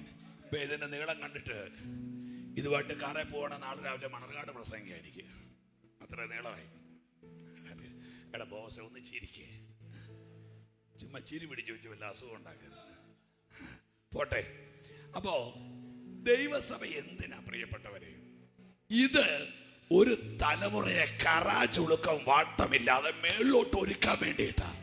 പക്ഷേ സഭ മാർക്കറ്റ് ചെയ്യപ്പെട്ടപ്പോൾ നമ്മൾ അറിയാതെ ജഡം ഹൈലൈറ്റ് ആയി. നമ്മെ വീട്, അത്, വണ്ടി, വള്ളം, അങ്ങനെ അന്നപ്പോൾ പെർഗമോസിലെ സഭയ്ക്കകത്ത് ആത്മീകതയേക്കാൾ ഭൗതികത ഇടിച്ചു കയറിയപ്പോ ഒരൊറ്റ വെട്ട് ഇതിന് രണ്ടിനെയും കൂടെ ഡിസ്കണക്ട് ചെയ്തു. അതുകൊണ്ട് നിന്നോട്ട്. ഒന്നാമത് ഇരുവായ്ത്തലവാൻ, രണ്ടാമത് സാത്താന്റെ സിംഹാസനമുള്ള സ്ഥലത്താണ് നീ പാർക്കുന്നത്. ഞാൻ കയറി കയറി വരിക, നിങ്ങൾ എന്നോട് കൂടെ വരണേ. നീ പാർക്കുന്ന സ്ഥലം സാത്താന്റെ സിംഹാസനം അവിടെ ഉണ്ട്. ഇതെന്താ ഈ പറയാൻ കാര്യം? പറയാം. ഇവർ താമസിക്കുന്ന പടിഞ്ഞാറൻ തുർക്കി, ആ സ്ഥലമെന്ന് പറയുന്നത് ഒരു മൗണ്ടെയിൻ ആണ്, ഒരു കുന്നാണ് ആ സ്ഥലം. ആ കുന്നിന്റെ മുകളിൽ രണ്ട് വലിയ ക്ഷേത്രങ്ങളാണ് ഉള്ളത്. ഒരു ക്ഷേത്രം, ഒരു ദേവന്റെ പേര് സിയൂസ് എന്നാണ്. ദേവൻ സിയൂസ് ദേവൻ. അവിടുത്തെ ആരാധനയും അവിടുത്തെ പൗരാണിക ഇടപാടുകളും ഒത്തിരി വലുതാണ്. ഇനി കേട്ടോണം, ആ ക്ഷേത്രം ഇരിക്കുന്നത് ഒരു കുന്നിന്റെ മണ്ടയ്ക്കാണ്. ആ ക്ഷേത്രത്തിന്റെ രൂപം ഒരു വലിയ സിംഹാസനം പോലെയാണ്. ഒരു സിംഹാസനം പോലെ ആ ക്ഷേത്രത്തിന്റെ രൂപം ഇരിക്കുന്നത് കൊണ്ട് ആത്മാവിൽ പറഞ്ഞു, അത് സാത്താന്റെ സിംഹാസനമുള്ള സ്ഥലമാണ്. നീ എവിടെ പാർക്കുന്നു? നമ്മൾ ആ ഭാഗം ഒന്ന് പിടിക്കാൻ പോവാ. നിങ്ങൾ എന്നോട് കൂടെ വരണേ. നീ എവിടെ പാർക്കുന്നു? ഈ പാർപ്പിടത്തോട് ബന്ധപ്പെട്ട് നീ എവിടെയാണോ സ്റ്റേ ചെയ്യുന്നത്, അവിടുത്തെ പോരുകൾ നിന്നെ ബാധിക്കാൻ സാധ്യതയുണ്ട്. തെളിവ് പറയാം. യൂദയുടെ കാര്യം നിങ്ങൾക്ക് അറിയാലോ. യൂദ യേശുവിനെ ഒറ്റിക്കൊടുത്ത ഈ പുള്ളിക്ക് പ്രോപ്പർട്ടിയോട് ഭയങ്കര ഇഷ്ടമായതുകൊണ്ട് പോയി വസ്തു മേടിച്ചു. ആ മേടിച്ച വസ്തുവിന്റെ പേരാണ് രക്തനിലം. പറഞ്ഞേ, സമയം പോകുന്നു, വേഗം പറ. രക്തനിലം അല്ലെങ്കിൽ അക്കൽദാമ. പക്ഷേ ആ പ്രോപ്പർട്ടിയിൽ വീട് വെക്കാനോ കെട്ടിടം ഉണ്ടാക്കാനോ ഈ പുള്ളിക്ക് പറ്റിയില്ല. ആ പ്രോപ്പർട്ടി മേടിച്ചത് നിതീഷ് പാസ്റ്റർ പ്രോപ്പർട്ടി ആധാരം ചെയ്ത് അന്ന് പുള്ളിയുടെ അകത്തോട്ട് വന്നത് ഒരു സൂയിസൈഡൽ സ്പിരിറ്റാണ്. എനിക്ക് ചില വീടുകളിൽ നിങ്ങൾ ശ്രദ്ധിച്ചേ, കൂടെ പറയാ ചില അമ്മമാരെ, ജീവിക്കണ്ട തൂങ്ങിയാ മതി. കേട്ടിട്ടുണ്ടോ? ഇന്ന് ആ മണ്ണിനെ സ്വർഗം കത്തിക്കാൻ പോകുകയാ. ഇത് പോരാ, ഇത് ഉണങ്ങിയ ആരാധനയാ. നല്ല പോലെ ചില മണ്ണിനോട് പിശാച് നടത്തുന്ന ചില യുദ്ധങ്ങൾ എന്റെ ദൈവം ഇന്ന് അഴിക്കാൻ പോയാ. ഈ മെന്റലി നമ്മളെ ഡിസ്ട്രാക്ട് ചെയ്യും. നിങ്ങൾ ഈ ചില വീടിനകത്തൊക്കെ ചെന്ന് കഴിഞ്ഞാൽ നിങ്ങൾ കേൾക്കുന്നുണ്ടായിരിക്കും അല്ലേ, അവിടുന്ന് എങ്ങനെയെങ്കിലും ഒന്ന് ഇറങ്ങിപ്പോന്നാ മതി എന്നൊരു ചിന്ത നമ്മുടെ മനസ്സിനകത്ത് വരും. കാര്യം അറിയോ, നമ്മളെ അനുവദിക്കാത്ത ഒരു, അപ്പൊ നിങ്ങൾ ചോദിക്കും, ഈ കേദരദേശത്തെ ചെറുപ്പക്കാരന്റെ ദേഹത്ത് സൂയിസൈഡ് അറ്റംപ്റ്റ് വന്നു. അപ്പൊ നിങ്ങൾ ഓർത്തു ആ ചെറുക്കന് മാത്രമാണ്. അല്ല, 2000 പന്നി ആത്മഹത്യ ചെയ്തു. നിങ്ങളൊന്ന് ആലോചിച്ച് നോക്കിയേ, ചെറുക്കന്റെ ദേഹത്ത് 6000 ഭൂതം, 6000 ഭൂതം 2000 പന്നിയുടെ ദേഹത്ത് ചെന്നപ്പോ ഒരു പന്നിക്ക് 3 ഭൂതം. കണക്ക് വളരെ പുറകോട്ടാ നിങ്ങൾ കേട്ടോ. ചെറുക്കന്റെ ദേഹത്ത് 6000 ഭൂതം, ഒരു പന്നിയുടെ ദേഹത്ത് 3 ഭൂതം. 3 ഭൂതം കയറിയ പന്നി 3 മിനിറ്റിനകത്ത് ആത്മഹത്യ ചെയ്തു. 3 മിനിറ്റിനകത്ത് ആത്മഹത്യ ചെയ്തു. അപ്പോൾ ഇത്രയും സൂയിസൈഡൽ സ്പിരിറ്റുമായിട്ടാണ് ആ ചെറുപ്പക്കാരൻ ജീവനോടെ ഇരുന്നത്. അതിന്റെ അർത്ഥം എന്നറിയാമോ? നിയോഗമുള്ളവനെ തകർക്കാൻ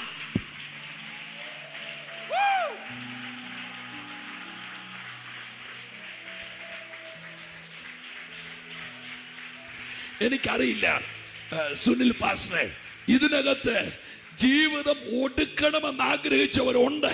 പക്ഷേ അവർ ജീവനോടെ ഇതിനകത്ത് ഇരിപ്പുണ്ട്. അത് അവരുടെ മേലുള്ള ദൈവത്തിന്റെ കരമാ.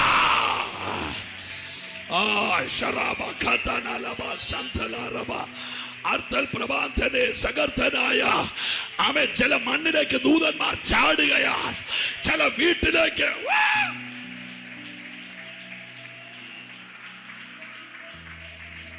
അഴിയട്ടെ, അഴിയട്ടെ, അഴിയട്ടെ. ഞാൻ 1-2 കാര്യങ്ങൾ പറയാം, നിങ്ങൾക്കത് മനസ്സിലാവുമായിരിക്കും. എത്ര കാശ് കിട്ടിയാലും തികയേല.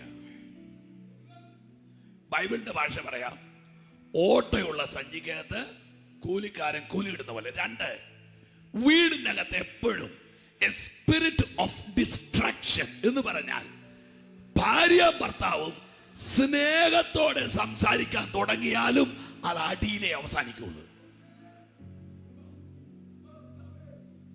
അഴിയണ്ടേ? ശനിയാഴ്ച രാത്രി മുട്ടൻ ഇടിയും കഴിഞ്ഞ് ചർച്ചയിൽ വരും. ഭാര്യ ഇങ്ങനെ ഇരിക്കുന്നു, ഭർത്താവ് ഇങ്ങനെ ഇരിക്കുന്നു. നേരെ പാസ്റ്റർ പറയാ, യഹോവ നിന്റെ ഇടയനാകുന്നു ദൈവ പൈതലേ. ആര് കത്താനാ? മുട്ടൻ ഇടിയും കഴിഞ്ഞ്. അപ്പോ മെന്റലി തന്നെ ഇറിറ്റേറ്റ് ചെയ്യുന്ന ആ മണ്ണിന്റെ വ്യാപാരങ്ങൾ. ഇനി ഇത് മാത്രം ഒന്ന് ശ്രദ്ധിച്ചോ. നിങ്ങൾ എന്നെ ഗൗരവമായിട്ട് കേൾക്കുന്നുണ്ടെന്ന് എന്റെ ചിന്ത. യൂദ ആ പ്രോപ്പർട്ടി മേടിച്ചു, പക്ഷെ യൂദയ്ക്ക് അനുഭവിക്കാൻ പറ്റിയില്ല. എന്റെ നാട്ടുപുറത്തൊരു ചൊല്ലുണ്ട്, ആധാരത്തിലുണ്ട് പക്ഷെ അത്താഴത്തിനില്ലെന്ന്. കേട്ടിട്ടുണ്ടോ? ആധാരത്തിൽ 5 ഏക്കർ കിടപ്പുണ്ട്, പക്ഷേ തിന്നാൻ 5 ഗോതമ്പുണ്ട വീട്ടിലില്ല. ഇഷ്ടം പോലെ നന്മയുണ്ട്, പക്ഷേ പിശാച് അതിന്റെ മേളിൽ കയറി തെറ കൂടിയിരിക്കുക. ഈ ഉപവാസത്തിൽ അതൊക്കെ പൊട്ടും പാസ്റ്റർ. ഇതാ ഞാൻ പറഞ്ഞത്, ഈ ദൂത് എനിക്ക് പ്രസംഗിക്കാൻ വെപ്രാളമുണ്ടെന്ന് ഞാൻ പറയാൻ കാര്യം. ഹല്ലേലൂയ. ആധാരത്തിലുണ്ട്, പക്ഷെ അത് വിട്ടെത്തിയത്തില്ല. ഒരു ഭയങ്കര അഭിഷേകം നിങ്ങളുടെ മേൽ കിടപ്പുണ്ട്, പക്ഷേ പിശാചൊരു പരിധി വെച്ചു പറഞ്ഞു ഇതിന്റെ അപ്പുറത്തോട്ട് പോകാൻ പാടില്ല എന്ന് പറയുമ്പോൾ അത് നമ്മെ ഒതുക്കുന്ന ഒരു വ്യാപാരമാണ്. ഹല്ലേലൂയ. ഞാൻ ദൈവമക്കളോട് സാധാരണ പറയാറുണ്ട്, അനാവശ്യമായ തൃപ്തി ഇല്ലായ്മയേക്കാൾ അപകടമാണ്. അനാവശ്യമായ തൃപ്തി എന്ന് പറഞ്ഞാൽ ഇത് മതി. നിങ്ങൾ ജനിച്ച അന്ന് ഇത് മതിയെന്ന് ദൈവം ചിന്തിച്ചിരുന്നെങ്കിൽ നിങ്ങൾ ഇത്രേ കാണത്തുള്ളായിരുന്നു. അപ്പൊ ദൈവം ഇത് മതിയെന്ന് ചിന്തിക്കാത്തതാണ് നിങ്ങൾ ഇവിടം വരെ എത്തിയത്. ബൈബിൾ ഒരു വാക്യ, ഇന്ന് രാത്രി ഞാനത് സുൽപാസ നോക്കി പറയാം, ഇതും പോരാ എന്ന് യഹോവയ്ക്ക് തോന്നിയിട്ട്.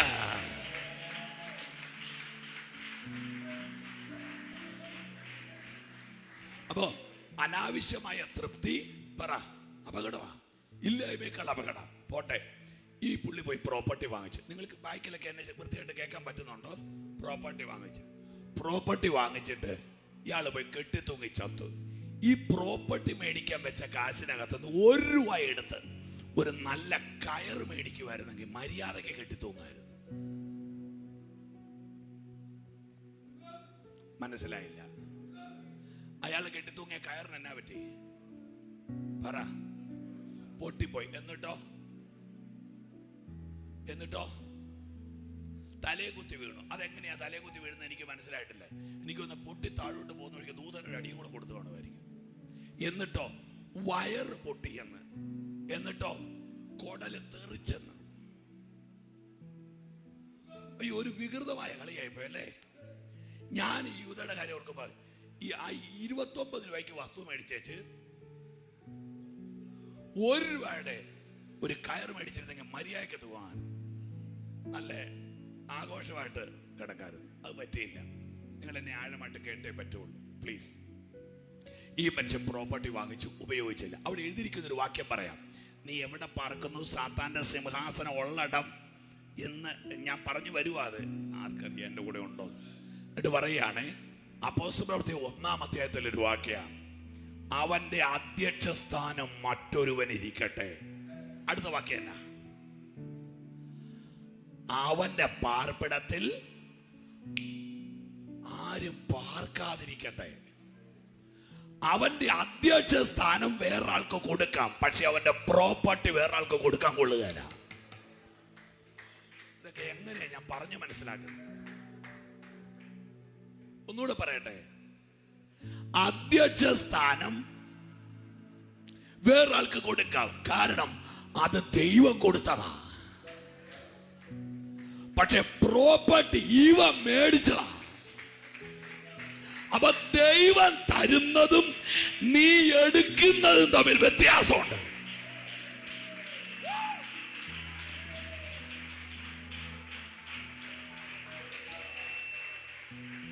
അവിടുത്തെ വാക്യം, അവന്റെ വാസസ്ഥലം ശൂന്യമായി പോട്ടെ. അടുത്തത്, അവിടെ ആരും. നിങ്ങൾ വാക്യം വായിച്ചിട്ടില്ലേ? എന്റെ കൊച്ചയാടാ വാക്യം ഒന്ന് ഇട്ടേടാ. ഏതാണെന്നോ? അപ്പോസ്തലപ്രവൃത്തി 1-ാം അധ്യായത്തിന്റെ ഏതോ ഒരു വാക്യോ, 18 19 ഒന്ന് പെട്ടെന്നിട്ട് അത് ഇട്ടിട്ടേ ഞാൻ പ്രസംഗിക്കുന്നുള്ളൂ. അച്ഛാ വാക്യം ഒന്ന് പറഞ്ഞു കൊടുത്തേ. ഇല്ലില്ല, തലകീഴായതൊന്നും അല്ലടാ.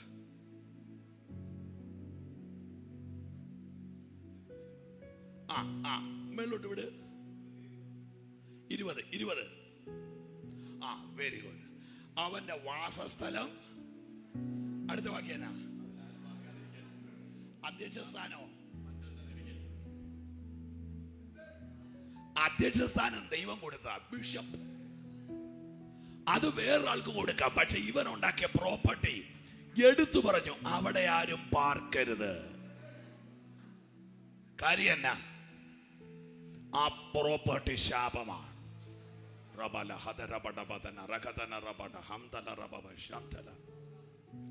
ഇനി വേറൊരു വാക്യം ബൈബിളുണ്ട്. കർമ്മേലിന്റെ കൊടുമുടി വാടിപ്പോകുന്ന പറഞ്ഞൊരു വാക്യമുണ്ട്. വിശദീകരിക്കാൻ നേരമില്ല.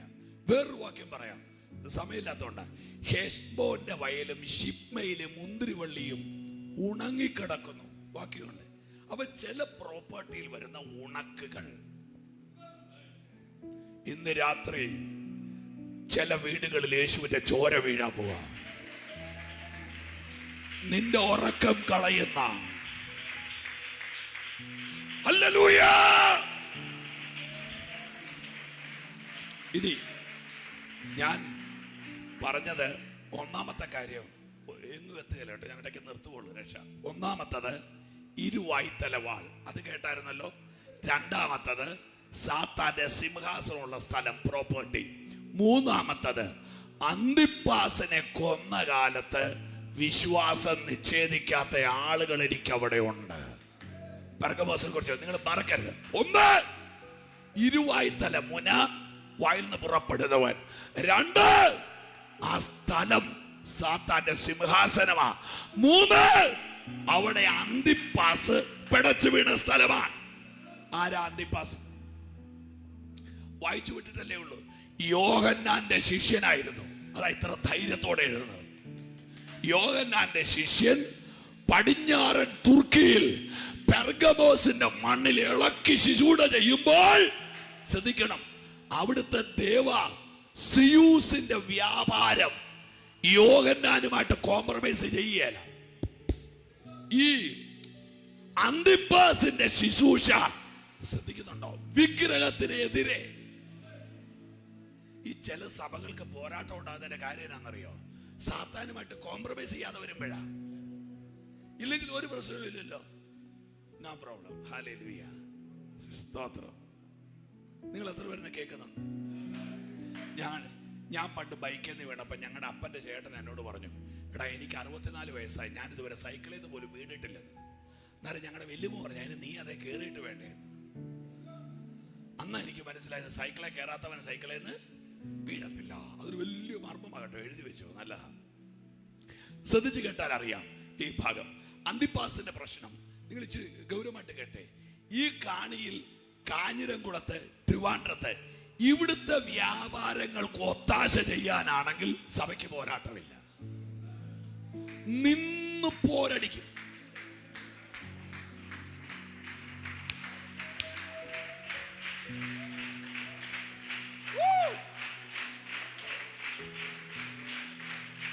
ശ്രദ്ധിച്ചോണേ, ഞാൻ പറയാം,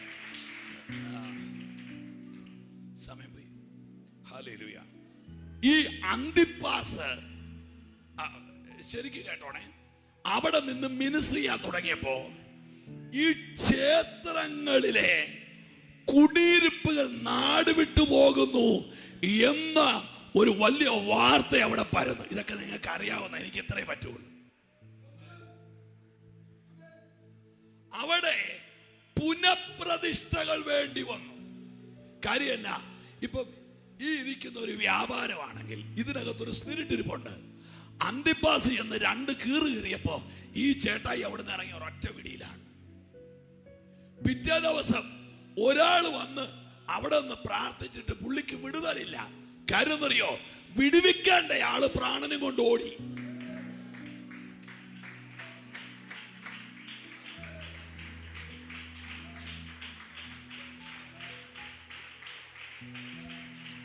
ഞാൻ ഈ പറയുന്ന കാര്യം വെളിപ്പാട് പുസ്തകത്തിൽ തപ്പേച്ച് നാളെ രാവിലെ സുനിൽ പാസ്റ്ററെ വിളിക്കരുത്. ഞാൻ ഈ പറഞ്ഞത് പടിഞ്ഞാറൻ തുർക്കിയുടെ ചരിത്രമായി പറഞ്ഞു വരുന്നത്. അന്തിപ്പാസ് നിന്ന് യുദ്ധം ചെയ്ത്, മനസ്സിലാകുന്നില്ലേ? അപ്പൊ ആ സ്പിരിറ്റിന് അവിടെ ഇരിക്കാൻ മേല. അത് പ്രാണനും കൊണ്ട് ഓടിക്കഴിഞ്ഞപ്പോ ആരാധനക്കാര് വന്നിട്ട് പഴയ പോലെ അവിടെ മിറക്കിൾ നടക്കുന്നില്ല. അവര് ഇങ്ങനെ നോക്കിയപ്പോ മനസ്സിലായി അങ്കിളില്ല. എവിടെ പോയെന്നറിയാമോ? അന്തിപ്പാസിന്റെ അഭിഷേകത്തോട്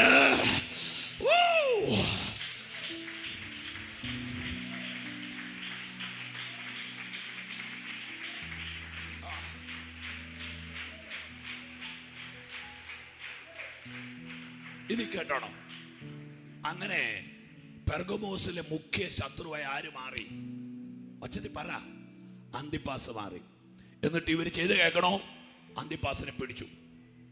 അന്തിപ്പാസിനെ പിടിച്ചിട്ട് അവരുടെ ദൈവ സങ്കല്പം ഒരു മൃഗത്തിന്റെ രൂപമാണ്.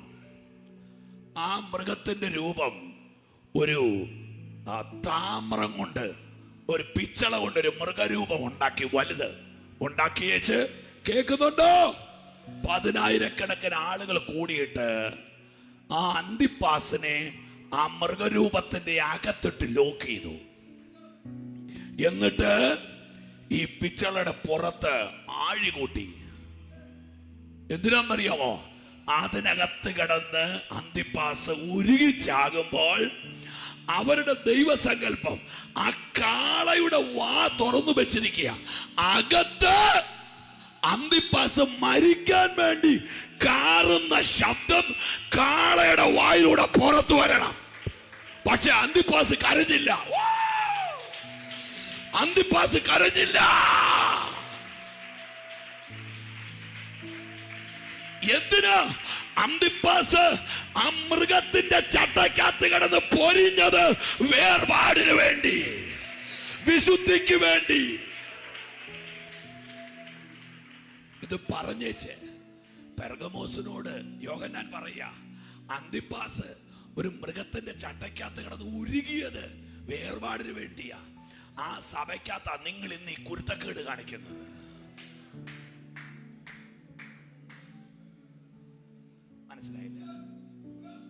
മനസ്സിലായില്ല? നമ്മുടെ പിതാക്കന്മാർ പെന്തക്കോസ്തിന്റെ ഉപദേശത്തിന് വേണ്ടി വില കൊടുത്തവരാ. എന്നിട്ടാണ് ഇവിടെ നമ്മളൊക്കെ അതിന്റെ നിഴലിലാച്ച. അല്ലേ? അല്ലേ? എന്താ അവകാശപ്പെടാനുള്ളത്? ഒന്നുമില്ല. പക്ഷേ നമ്മൾ അന്തിപ്പാസിനെ മറന്നു.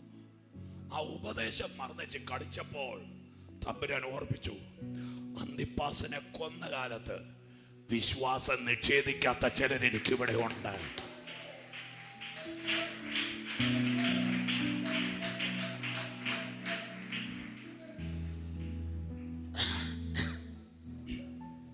ഞാന് കർത്താവ് എന്നോട് ഇടപെട്ട കാര്യം നിങ്ങളുടെ മുറിക്കാത്തിരുന്ന് ഞാൻ എഴുതി വെച്ചതായത്. അതാ ഇങ്ങനത്തെ ഒരു പേപ്പർ കെട്ടൊക്കെ എൻ്റെ കയ്യിൽ. ഇനി 2 കാര്യം കൂടെ പറഞ്ഞാൽ എനിക്ക് പ്രാർത്ഥിക്കാം. നിങ്ങൾ സന്തോഷമായിട്ടാണ് ഇരിക്കുന്നത്. ഇത് പറഞ്ഞേച്ച് ദൈവത്തിന്റെ ദാസൻ പെർഗമോസിലെ സഭയോട് പറയുക, കുഞ്ഞെ 2 പോരാട്ടങ്ങൾ നിങ്ങൾ നടക്കണം. ഒന്ന് ബിലയാമിന്റെ ഉപദേശം. എന്താ ബിലയാമിന്റെ ഉപദേശം?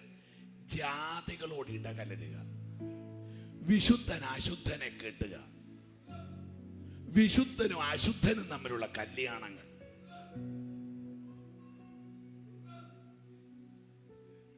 കുറെ നാട് പെന്തിക്കോസിൽ നിന്നേച്ച് എവിടെയെങ്കിലും കൊണ്ട് കൊച്ചിനെ കെട്ടിക്കാൻ നേരത്ത് അവിടുത്തെ അമ്മ പറയുന്നതാ, അവൾ അവനെയും കൂടെ നേടുവന്ന്. ഇല്ല, ഒരവളും ഒരവനെ നേടുകയില്ല. ഇണയില്ലാപ്പണ കൂടരുത്. ചേർന്നൊരാമയം പറഞ്ഞാട്ട്. അങ്ങനെയാണോ ആത്മാക്കളെ നേടേണ്ടത്? കൃപയുള്ള കൊച്ചിനെ കൃപയില്ലാത്തൊരുത്തനെ കൊണ്ട് കെട്ടിച്ചിട്ടാണോ ആത്മാക്കളെ നേടുന്നത്? നോ നോ നോ, അങ്ങനത്തെ ഒരു പരിപാടിയില്ല. ബിലയാമിന്റെ ഉപദേശം അഴുക്ക് ജീവിത സംസ്കാരമാണ് എന്ന് പറഞ്ഞാൽ ചേരാത്ത 2 ചേർക്കുക. രണ്ടാമത്തത് സഭയ്ക്കകത്ത് നിക്കോലാവിന്റെ ഉപദേശം. ഇങ്ങനെ നിൽക്കുന്ന ഈ തലമുറയോട് കർത്താവ് പറയുക, നീ ജയിക്കണം. അത് പറഞ്ഞാൽ ഞാൻ പ്രാർത്ഥിക്കാൻ പോണം. നീ ജയിക്കണം. ഞാനിത് പറയുമ്പോൾ എനിക്ക് ഉറപ്പാ ഈ സഭയെ കൊണ്ട് ദൈവത്തിന് എന്തോ ചെയ്യാനുണ്ട്. എന്താ കർത്താവിനോട് പറയുന്ന 3 കാര്യങ്ങൾ? ഒന്ന്, ഞാൻ നിനക്ക് മറഞ്ഞിരിക്കുന്ന, ഇവരെന്നെ കേട്ടാൽ നന്നായിരുന്നു നിജീഷെ, മറഞ്ഞിരിക്കുന്ന മന്ന തരാം. 2, ഞാൻ നിനക്ക് വെള്ളക്കല്ല് തരാം. 3, ഞാൻ നിനക്ക് പുതിയ പേര് തരാം. ഞാൻ ആ 3 കാര്യം ഒന്ന് പറഞ്ഞു വെച്ച് പ്രാർത്ഥിക്കട്ടെ. എല്ലാവരും കേൾക്കുന്നുണ്ടോ? അതൊരു പ്രവചനമായിട്ട് നിങ്ങൾ അങ്ങ് എടുക്കണം. 1, മറഞ്ഞിരിക്കുന്ന മന്ന തരാം. മന്ന തരാം എന്ന് പറഞ്ഞാൽ പോരെ? മന്ന തരാം.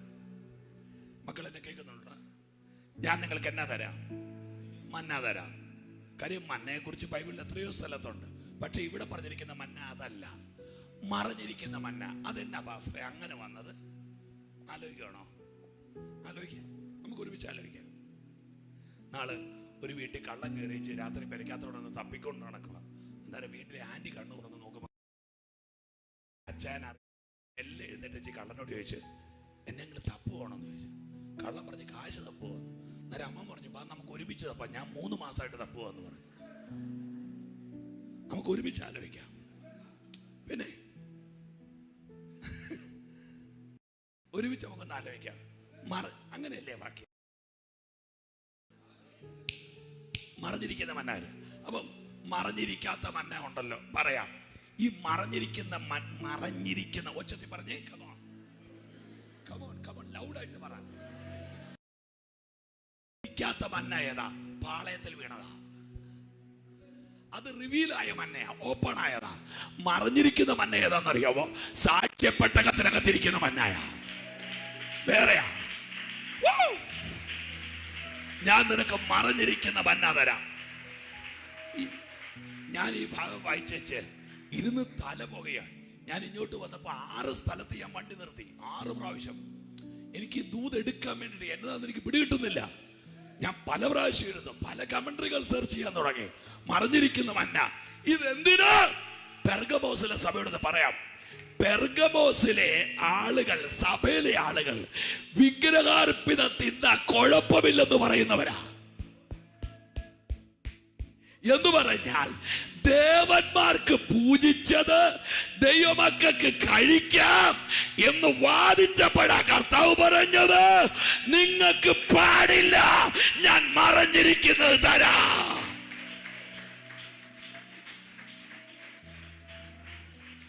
ഇനി മറഞ്ഞിരിക്കുന്ന മന്ന ഏതാന്ന് ഞാൻ പറഞ്ഞു വരാം. പെട്ടകത്തിരുന്ന മന്ന ഒച്ചത്തി പറഞ്ഞേ. ഓ അയ്യോ, ഞാനെങ്ങാനും നിങ്ങൾ ഇരിക്കുന്നിടത്തായിരുന്നു ഞാൻ എഴുന്നേറ്റ് ചാടിയേനെ. ഹല്ലേലൂയ. മറഞ്ഞിരിക്കുന്ന മന്ന തരാം. പെട്ടകത്തിരിക്കുന്ന മന്നയുടെ പ്രത്യേകത, വീട്ടിലെ മന്നയുടെ പ്രത്യേകത പറയാം. സുല്ലച്ചാൻ പേര് അച്ഛ എന്ന് വിളിക്കുന്നത് എന്നേക്കാൾ മൂത്തതായതുകൊണ്ടാണ് കേട്ടോ, സോറി. സ്തോത്രം. പിന്നെ നല്ല മൂപ്പ. വീട്ടിൽ പെറുക്കിയ മന്നായിക്കകത്ത് 24 മണിക്കൂർ കഴിയുമ്പോ കൃമി കയറും. പറഞ്ഞേ, എത്ര നേരം വേണം? അച്ഛാ ബന്ധുരൊന്ന് അയച്ചു വിട്ടേച്ച. 24 മണിക്കൂർ കഴിയുമ്പോ വീട്ടിൽ ഇരിക്കുന്ന മന്നയ്ക്കകത്ത് കൃമി കയറും. ഈ മന്ന വെള്ളിയാഴ്ച പെറുക്കിയാൽ 48 മണിക്കൂർ കഴിഞ്ഞിട്ടേ കൃമി കയറുള്ളൂ. കാര്യം ശനിയാഴ്ച ദൈവത്തിന്റെ ദിവസമാണ്, ശബത്ത്, അന്ന് കയറുകയല്ല. എന്നാൽ ഇതേ മന്ന പെട്ടകത്തിനകത്തിരുന്നിട്ട് 1000 വർഷമായിട്ട് കൃമി കയറിയിട്ടില്ല.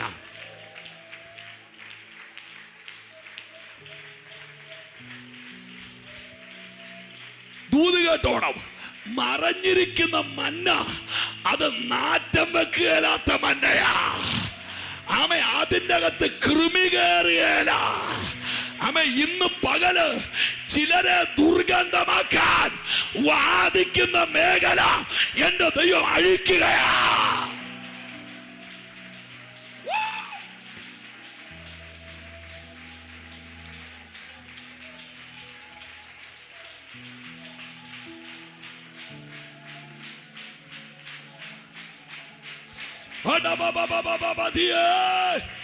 ശക്തിയോടെ കരമടിച്ച് ആരാധിച്ച് ഏതൊക്കെയോ വീടുകളിൽ ദുർഗന്ധം വമിപ്പിക്കുവാൻ പിശാച് നടത്തുന്ന സമരം ദൈവം പൊളിക്കുക. ഇനി ബൈബിൾ പഠിച്ചാൽ മറഞ്ഞിരിക്കുന്ന മന്ന നമ്മുടെ വാഴ്ത്തപ്പെട്ട കർത്താവാ.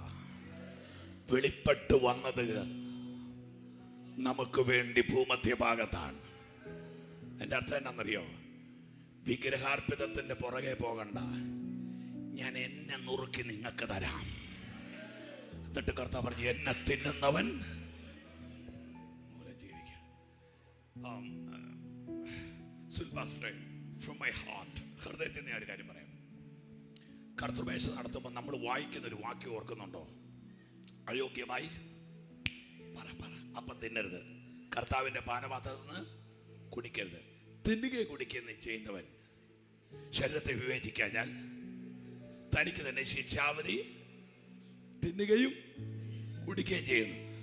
എന്നിട്ട് അത് ഹേതുവായി പറ പറ രോഗികൾ, ബലഹീനർ, മരണം. ഒന്നുകൂടെ പറഞ്ഞ്, രോഗം, ബലഹീനത, മരണം. ഇത് നേരെ തിരിച്ചിട്ടേ അയോഗ്യതയോടെ തിന്നാൽ രോഗം, ബലഹീനത, മരണമാണെങ്കിൽ യോഗ്യതയോടെ തിന്ന മരണം മാറണ്ടേ?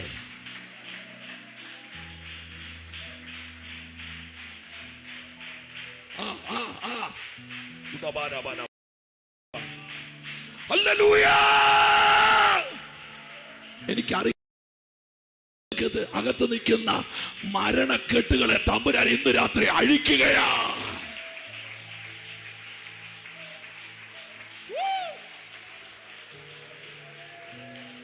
ഒന്ന്, മറഞ്ഞിരിക്കുന്ന മന്നാതര, അത് നിങ്ങൾക്ക് മനസ്സിലായിട്ട് ചിന്തിക്കുന്നു. രണ്ടാമത്, ഞാൻ നിനക്ക് വെള്ളക്കല്ല് തരാം. ഓർക്കുന്നുണ്ടോ?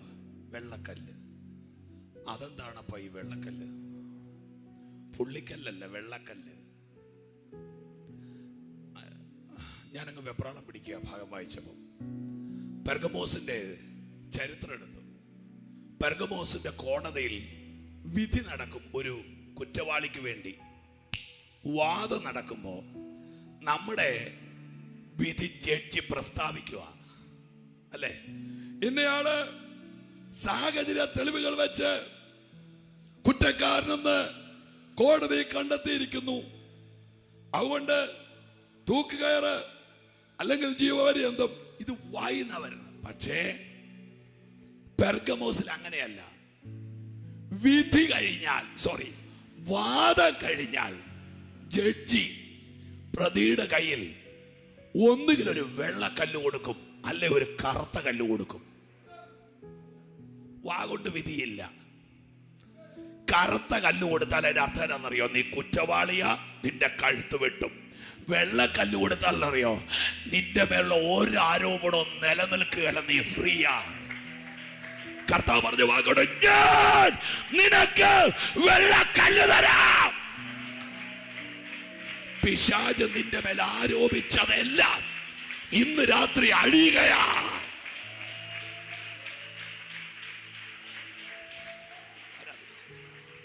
മൂന്നാമത്തെ കാര്യം, ഞാൻ നിനക്ക് പുതിയ പേര് തരാം.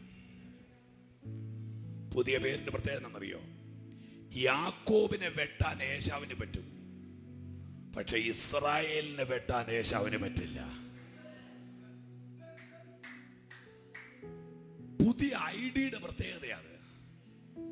എങ്ങനെയാ ഇത് പ്രസംഗിക്കുന്നത്? ഏത് ഏശാവിന് യാക്കോബിനെ വെട്ടാം, പക്ഷേ ദൈവം നിന്റെ ഐഡി ചേഞ്ച് ചെയ്താൽ പിന്നെ അവന് നിന്നെ തൊടാൻ പറ്റുകയില്ല. ഇന്ന് രാത്രി 3 കാര്യങ്ങൾ പറഞ്ഞ് പ്രാർത്ഥിക്കുന്നു. ഒന്ന്, ഞാൻ നിനക്ക് മന്ന തരാം കുഞ്ഞെ. 2, വെള്ളക്കല്ല് തരാം. ഇനി നിന്റെ മേലുള്ള ഒരു ആരോപണം എന്ത് ചെയ്യത്തില്ല, നിൽക്കത്തില്ല.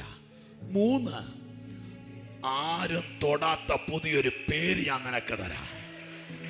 ഷറാബ. ഒന്ന് എഴുന്നേറ്റ് നിന്ന് പ്രാർത്ഥിച്ച ദൈവമക്കൾ.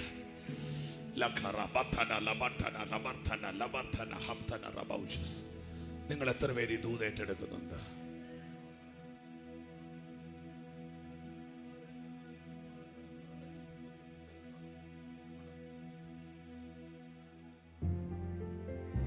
ഇന്ന് രാത്രി നിങ്ങൾ വിശ്വസിച്ചേ, നിന്നെ ഇനി ഒന്നും പറഞ്ഞ് തൊടാൻ പിശാചിന് പറ്റില്ല. കാരണം പെർഗമോസിൽ ഇറങ്ങിയ ദൈവം ഇന്ന് രാത്രി ഈ കാഞ്ഞിരംകുളത്ത് ഇറങ്ങി നിൽക്കുക. നിന്റെ തലമുറ ഇനി തൊടാൻ പറ്റുകയില്ല, നിന്റെ വീടിനെ ഇനി തൊടാൻ പറ്റുകയില്ല. കാരണം ഇത് നിന്റെ മേലുള്ള പുതിയ സീസണായി മാറുകയാ. ഒരുമിച്ച് അന്യഭാഷ പറഞ്ഞെന്ന് പ്രാർത്ഥിച്ചത്